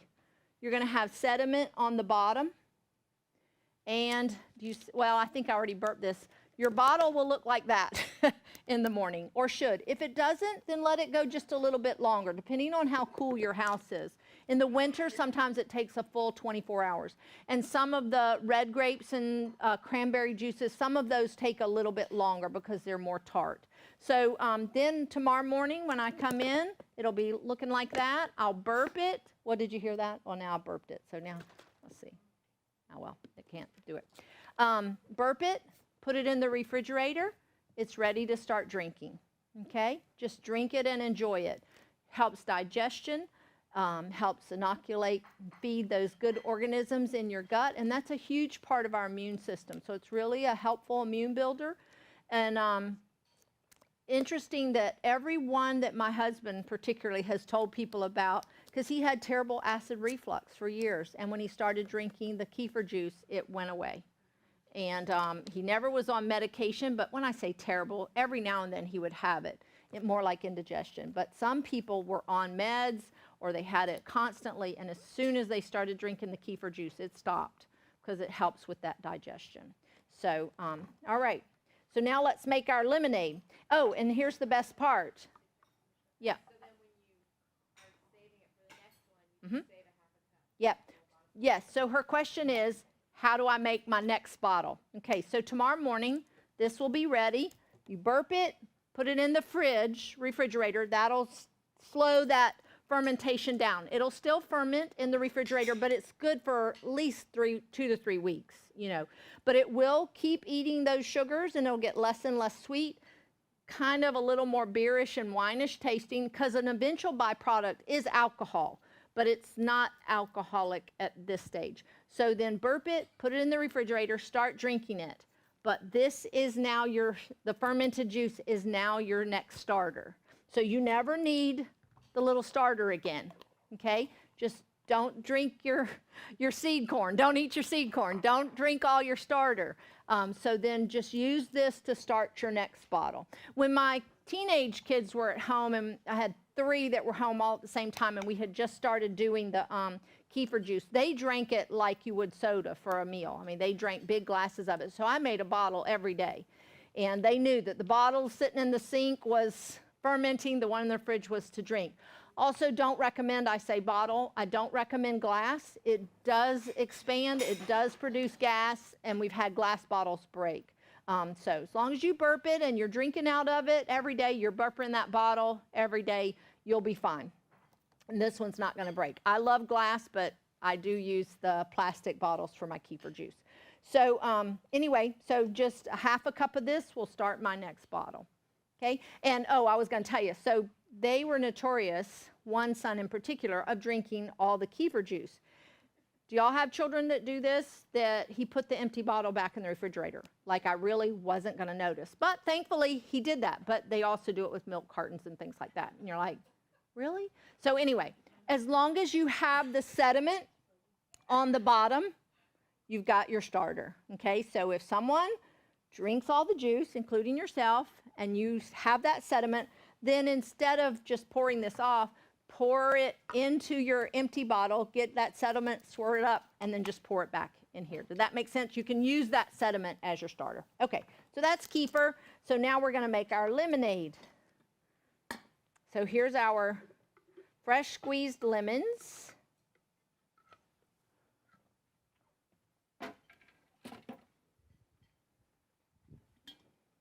And like I said, I only did a half a recipe. And then, yeah, I'm going to use a half a cup of the simple syrup. No, what I gave you was the changes you need to make to the full recipe. It was a half a cup, yeah. And you sweeten it however you want. If that was a little tart for you, go ahead and sweeten it a little bit more. But I just wanted you to know I'm doing a half a recipe here. So this is my raspberry simple syrup, the 3/4 cup of honey granules, 3/4 cup of the raspberry vinegar. I thought I had measured the agave out. I went to. What's this? Oh, that's your Apple juice. We'll pour it back in here when So this I'm going to just do the half a cup. So just a reminder, this half a cup of agave is replacing the half a cup of additional vinegar that was called for in the recipe. Now, I will tell you, it was surprising when I first tasted it. Yes. That's a good word Like to I use. said, Brad went, I was like, "Whoa." wait, what is this? It was also, I was not expecting the cinnamon. So the spice that was there was also like, wait, why is there a warming spice to this taste? But what I did notice is that the more I sipped on it, it was very refreshing. So I could see that if you did the recipe just like they called for the vinegar on a really hot day over ice, it would be very, very refreshing to drink it. So I don't want to scare you away from trying the recipe as it's written. Just know that that's vinegar that you're putting into your lemonade, so it's going to be different. In fact, it tasted very much like kombucha. Yeah, so if you like kombucha, make it by the recipe. And I came back when it was too sweet, and and added agave to that and a little more vanilla, and that toned it all down. So if you want to make it first, right by the recipe and try it, if you like it, go for it. And Ashley came out and she goes, okay, wait a minute now, but we didn't want you to go, so anyway. All right, look, see my sediment? Okay, I've used all my juice here. I'm gonna take my half a cup that I poured off and just pour it in there.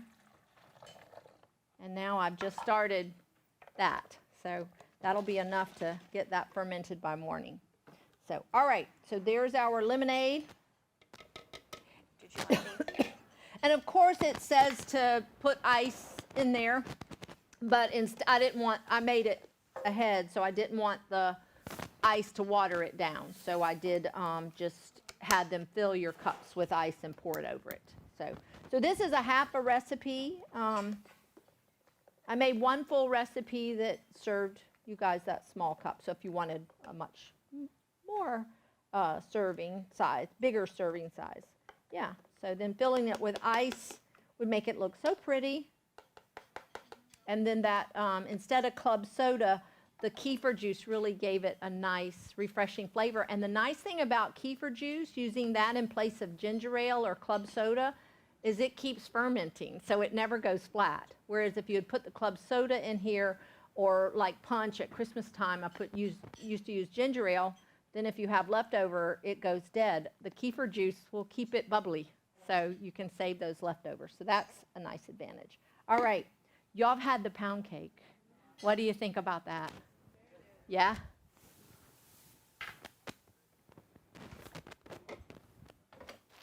All right, I think I'm going to scooch this over really quick because that timer that was going off just a bit ago was the chicken. So I want to pull the lid off. I don't know why my microphone is being mine. weird. I think it's mine. But why? No, it's not. It's yours. I don't know. It was fine the whole first half of the class. All right. Now you guys can see it in the camera because of the TV that we keep above the stage.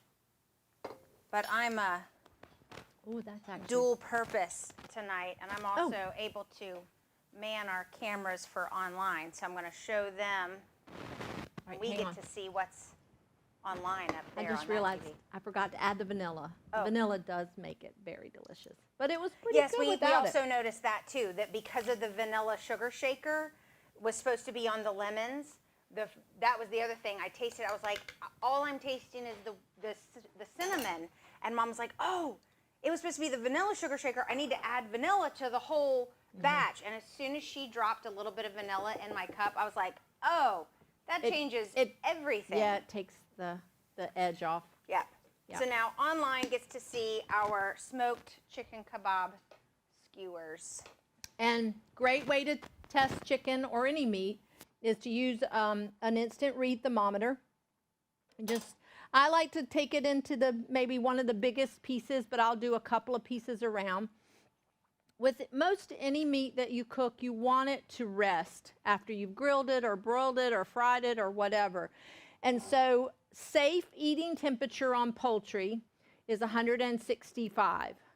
So if you pull this off at about 155 or pull it off the grill and then wrap it or keep it covered, residual heat and cooking will bring it up typically to 165 in about 10 or 15 minutes.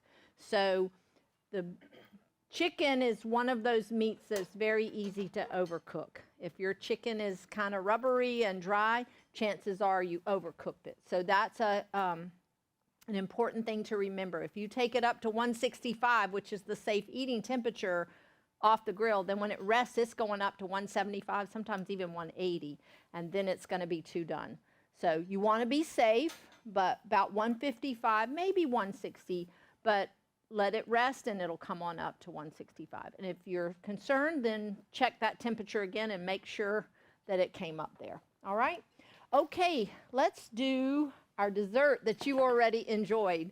Yesterday when I made it, one of our friends and workers, she said, oh my gosh, it's like peach cobbler, French toast, warm, everything. So I hope you enjoyed it. So that's my grandmother's sour cream pound cake recipe, which is in your handout, and I just healthified it slightly. I'm not saying it's something you should eat every day, but when you want cake, and there are times when you need cake. And so why resort to store-bought or white flour, white sugar when we can make it a little better? What do you need first? This. Okay. So turn to the recipe, which is the very last page in your book. And I'm just going to tell you, the first recipe I really, really, really didn't care for was the whipped cream. Again, I thought it would be delicious. It's heavy whipping cream. The strawberry balsamic is very sweet. And then it has the vanilla bean salt. And so that's what you whip the cream with. But it was just too tart for me. I didn't care for it. And I thought, well, maybe when I build the recipe, I will love it. Still didn't love it. You might, but it was just very tart. It wasn't the flavor that I'm used to. So what I came up with was the chai sugar shaker. And I actually want to show them how to make that real quick. Super, super easy. And I'm going to tell you, go ahead and make the bulk one because this is delicious, exactly like I'm going to make the cream. It makes a delicious milk drink, especially in the wintertime. It's very warming. But so here's the Anka shroom again. Turn it on its side. And we're going to do the cup of, so if you look at your card and follow along with me, this is the chai sugar shaker. So I'm going to use the honey granules. Yep. And I'm going to use a tablespoon of our Rooibos vanilla chai tea. Now, you don't necessarily have to blend it, but because our chai tea has some chunks in it, it's not just black tea. It has some chunks of different spices and herbs and cloves, so I want it to be smooth. And then I need the coconut. And then a tablespoon of the coconut. Now, this says to put it in a sachet, but I just go ahead and put it in the blender and just blend it up, and then I just keep it in a jar. I'm not getting out of this bag. I'm not getting quite the tablespoonful. Okay, and then the spice here. This is a teaspoon. This is heavenly. Okay, and so I just blended this and it made it more powdery anyway. As you can see, the honey granules are they're granulated. You want to hand me that? I'll just put it back in there.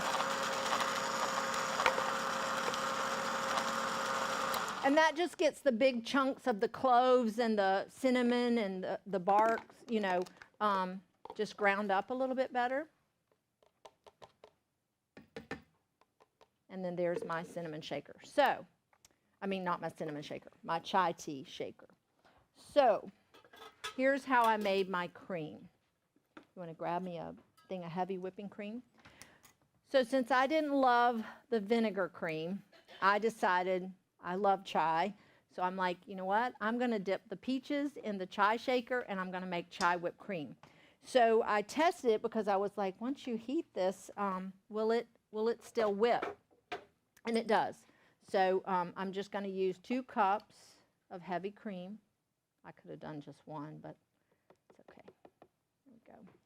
So, and I just bring it up to a nice simmer, okay? And then I will add my 2 tablespoons of the chai sugar shaker, which we just made. And that's got the tea and the coconut and the sugar in there, so you don't need any other sweetener. So once this comes up to almost a simmer, you don't want to boil milk, but just comes up to it's really hot. Then I put the 2 tablespoons of the sugar shaker in, put the lid on it, and just let it steep. And I don't think there's any time necessary there. I just let it steep pretty much till it cooled down, and then I jarred it up and put it in the refrigerator. So now I'm going to whip it for you. But they've already had theirs, right? So I don't need this for the dessert, but we'll go ahead and whip it because I'll take it home. It's delicious in your coffee, hot chocolate, but also I got this idea because on Olivelle's, one of their cards was a coconut chai latte, and all it was a cup of milk and a tablespoon of the chai sugar shaker and just let it steep. Now, because mine has hunks of coconut and things like that in it, then I strain it. So I do strain this off once it steeps, and I do that with the milk. You're thinking like, okay, that sounds kind of plain. It is absolutely just delicious. Well, they've had it. They know. No, but I mean, yeah, but the the latte, latte. just with milk and the sugar shaker, and just let it steep, pour it up, strain it, pour it up, and drink it. It is just so delicious, and it needs nothing else. Okay, so the white lid for the Ankeshroom bowl will also fit on this bowl, and fits perfectly so that when you're whipping things, it's not sloshing out on you. So with the whipping bowl, you want to turn it all the way up to the highest speed and whip. So my milk is hot, so I'm going to add my 2 tablespoons here.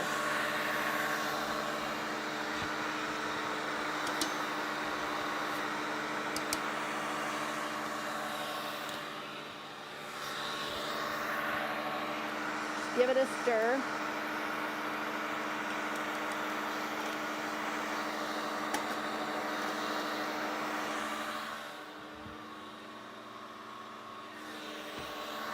And just set it aside, like I said, kind of just let it cool, but I mean, if you're anxious for it, about 8 to 10 minutes to let it steep. And just so you know, the Ankeshroom whips pretty fast. So if you keep whipping this too long, guess what you'll get? Butter. Yeah, so hey, chai butter might be kind of nice. Ooh, that would be pretty good. I think it can go just a hair longer, just to get those nice peaks.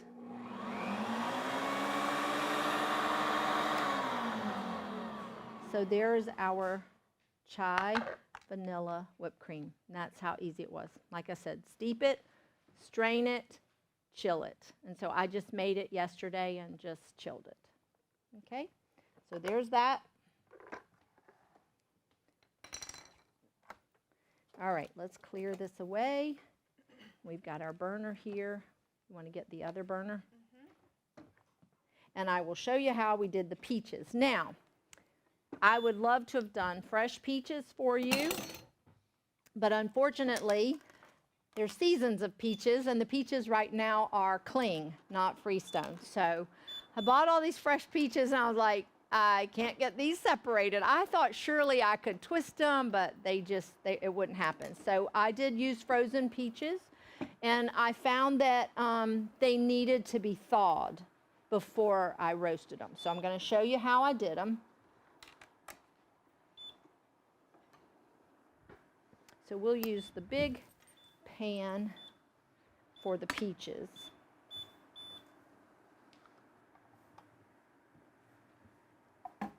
And just so you know, this is a Rooibos Chai Tea. I don't do caffeine at all, so I love chai tea though, but they're all black teas. So this one's nice in that it's a Rooibos Chai Tea, so it's completely caffeine-free, just delicious. So you can drink it tonight before you go to bed. And we sell this whole line of Adagio teas. Most of them are herbal.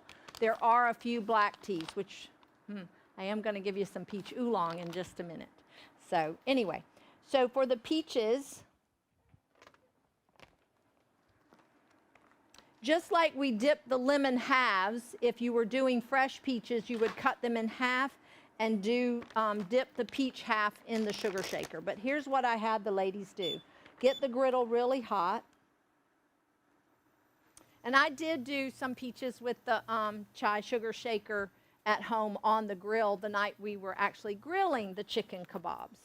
So we'll just take a plate,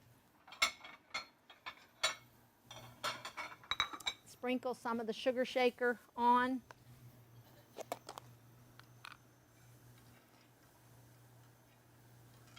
And then get the griddle really hot. And we use the griddle tonight doing all of y'all's, but I'll just do the fry pan.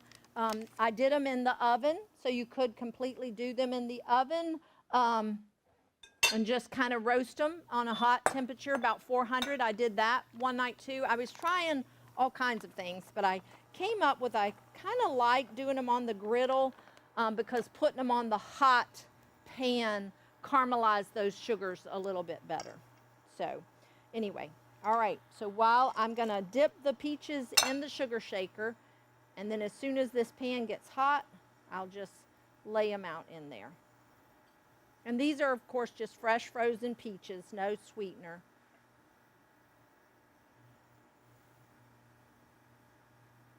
But when I did them just frozen and dumped them in there, they just stayed kind of tough. Were they tough tonight or were they good? Yeah. So we decided that they really needed to be thawed out first. And I think you could do these ahead, or like I said, stick them in the oven. They were good even in the oven. No, just put it right on the pan. I didn't do any oil. If you wanted to do a little bit of oil, I would probably do the blood orange, since that's what we're grilling the pound cake.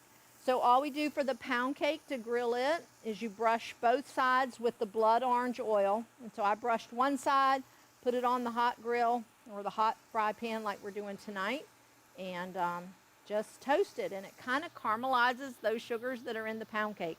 Who would have thought of toasting pound cake? We did it when I was growing up. But not grilled, you know. And so the pound cake recipe is a basic white flour, white sugar, sour cream pound cake that I changed to soft wheat flour, honey granules for the sweetener. This is probably enough peaches for me and you. God, doesn't it smell good? Yeah. And I do go ahead and do both sides of them. And then just fry them up and turn the heat down just a little bit if you need to, but really letting that sugar get kind of caramelized. So the pound cake, like I said, is a traditional sour cream pound cake recipe. Cook in a bundt pan if you want, but I wanted slices. So I cooked it in 2 of our medium loaf pans. The USA pans, okay? So one recipe was actually a little full for one pan, so I had a little bit left over. It browns really quickly. I meant to tell you that. That's okay. So, yeah, the pound cake browns very quickly, so just lightly toast it. Basically, by the time I put all the pieces in the pan, you know, I had brushed one side with oil. By the time I got them all brushed, they were ready to all flip. So that's that. All right. Yep. And I think you could do any fruit here if you wanted to. And the first time I did them, I sprinkled them or dipped them in the sugar and just the sugar shaker, and then just put them in a very hot oven, just like you would roast vegetables. Okay. All right, we have one final treat for you. How late is it? Not bad.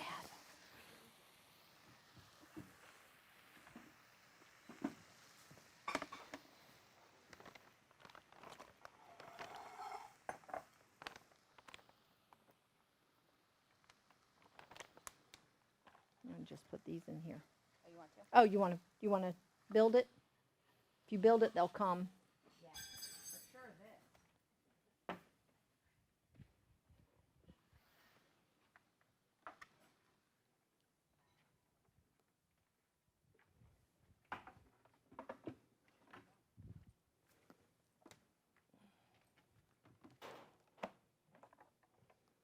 Okay.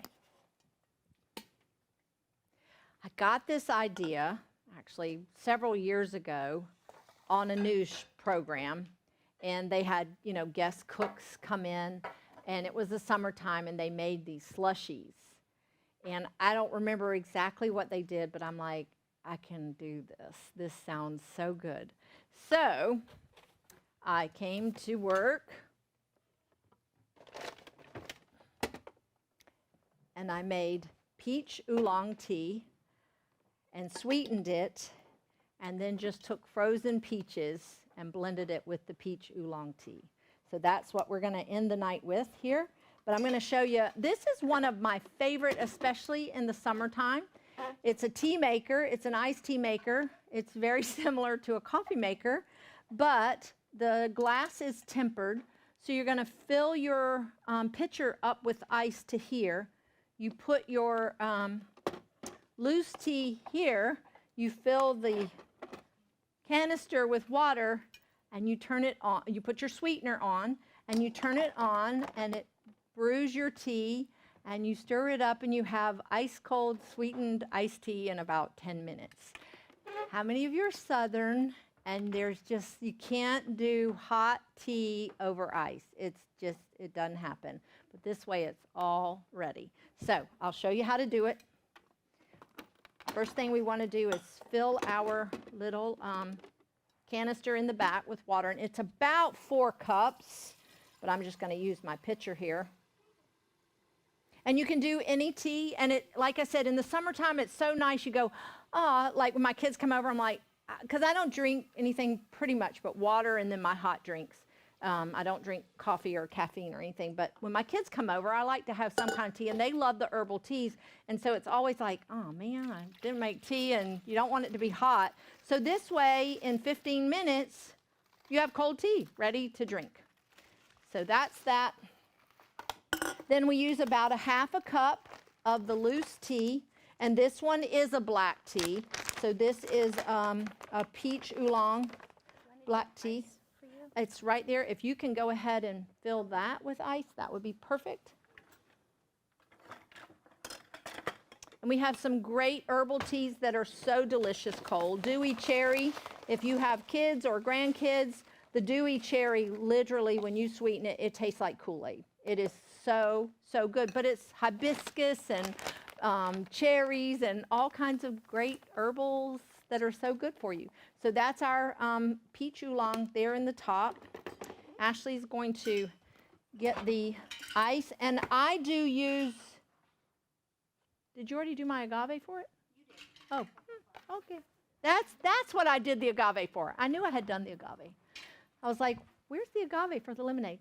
So I do go ahead and sweeten it. You can sweeten it or not sweeten it, and you can do it however sweet you want it. I found about a half a cup of agave for a half gallon is a very Southern sweetener because we like our tea sweet. But anyway, and I use agave here instead of honey because I'm pouring it over the ice, even though I think it would all dissolve just fine. But in my hot herbal teas, I use honey to sweeten, but in my iced teas like this, I use the agave because it stays liquid whether it's poured over ice or not, whereas honey would solidify right there in the top. So that's it. Put the lid on.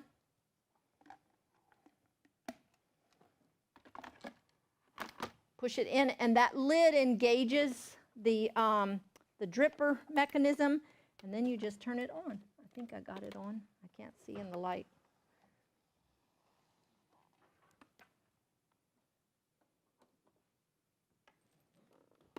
There we go. That light comes on, and it's hard to see under the bright lights.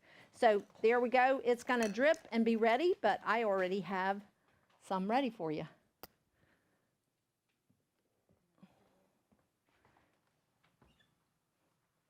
So I'll make the slushie, which the frozen berries are in the back freezer. I left them back there.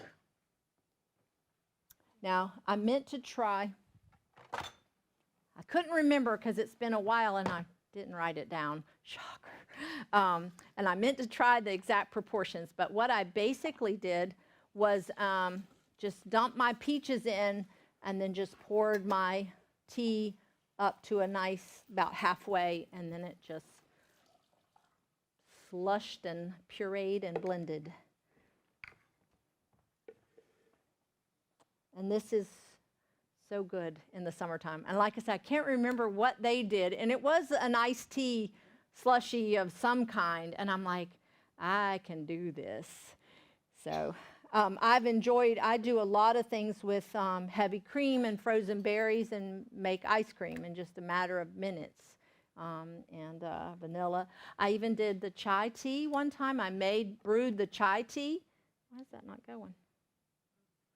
I brewed the chai tea and it came off. There we go. Brewed the chai tea, sweetened it like this and froze it in ice trays so it was cubes, and then did the heavy cream and the cubes of the tea and made a chai vanilla ice cream. So anyway, there's so many things you can do. All right, so again, flip the Ankashroom over.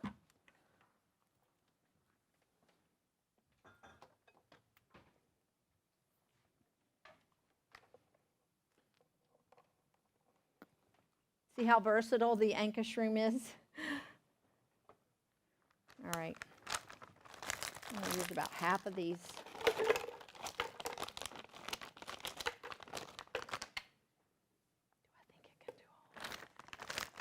I'm going to do half at a time. So if you want to get me another blender. And then, like I said, we'll kind of cover it about halfway.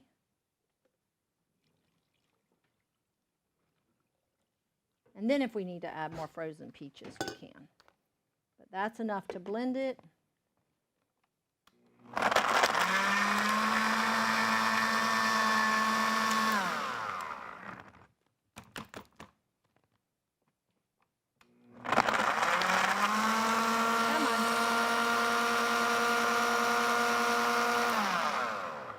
Peaches. Yeah, the speed, yeah. I need to turn the speed down, and that one peach is getting stuck back there. And give it a little more juice. That's why all day today I kept thinking I need to get those proportions, but. All right, we'll turn the speed down first and let it build up.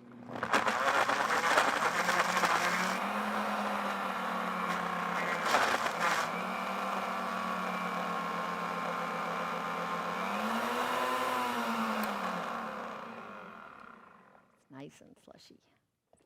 And so the sweetened tea, you don't need any more sweetener in here.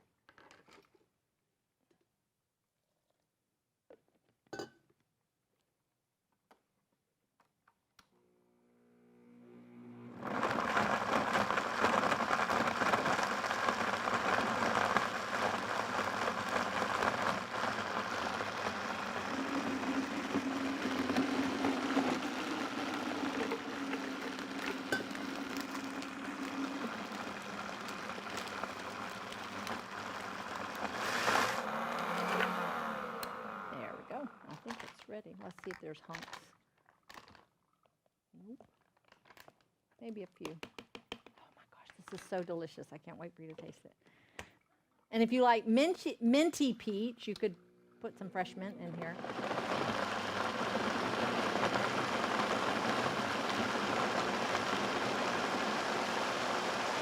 There we go. Perfect. There's that one. Here's this one.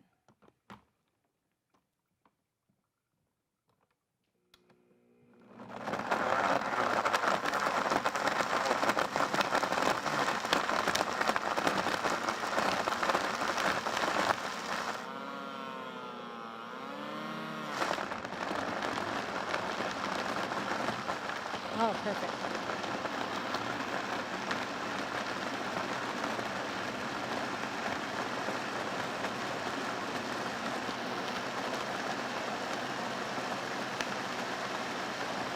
I just thought the fresh peaches with peach oolong tea, how delicious is that? All right. Any questions? Everybody good? What was your favorite dish? What was your favorite thing? Anybody? The potato. Wasn't that filling and good? Yes. What else? The salsa was good. You like the dessert? Grandma's sour cream pound cake and the peaches. And like I said, you can, yeah. The watermelon, yes. Like I said, when I took it to church, people were coming up going, what is this? Who brought this? This was so good. One lady, like I said, she thought it was bruschetta.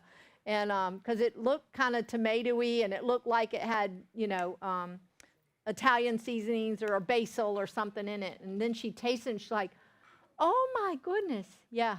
The chicken, how was the chicken? Good? Yeah? So, all right. You're so very welcome. Thank y'all for coming. How do you like the slushie? Ah, what? Where are you from, Lisa? Oh my goodness. So, Anyway, yeah. No, it doesn't, because of the peaches are tart. They're not sweetened at all. And it's just, to me, very refreshing. And if you've got tea on hand, I just never would have thought of putting frozen fruit and pouring some tea over it and making a slushie. But I mean, how nice is that? So you could literally do anything with that. So like the dewy cherry tea for kids with some other kind of fruit, even the peach would be delicious, and that would be like a cherry slushie, so, or icy. That's what I did, yes. This was the peach oolong tea with the frozen peaches. Yeah, but that's what I'm saying, any of them sweetened like that. And that's not, when you think that's a half a cup of agave, and then you add the fresh frozen fruit. Yeah, just nice. And it's something they could even do themselves. Say, hey, you want a slushie? Go make it. Yeah, well, maybe make it for them. So, anybody have any questions? Yes, ma'am. It did. The question is, with the pound cake, did it make 2 medium loaves? Yes, ma'am, it did. 2 medium loaves. I had little smaller pans the first time I did it into the loaf pans, so I did have a little mini loaf that I did too. But with a pound cake, it's about 3/4 full is what you want the pan. But I did divide it into those 2 medium loaves so that I could have something to slice. It also freezes very well, so that's another reason I like dividing it into loaf pans, freezing one, so you have a quick dessert or something, if you need it, or it just freezes very, very well. And yeah.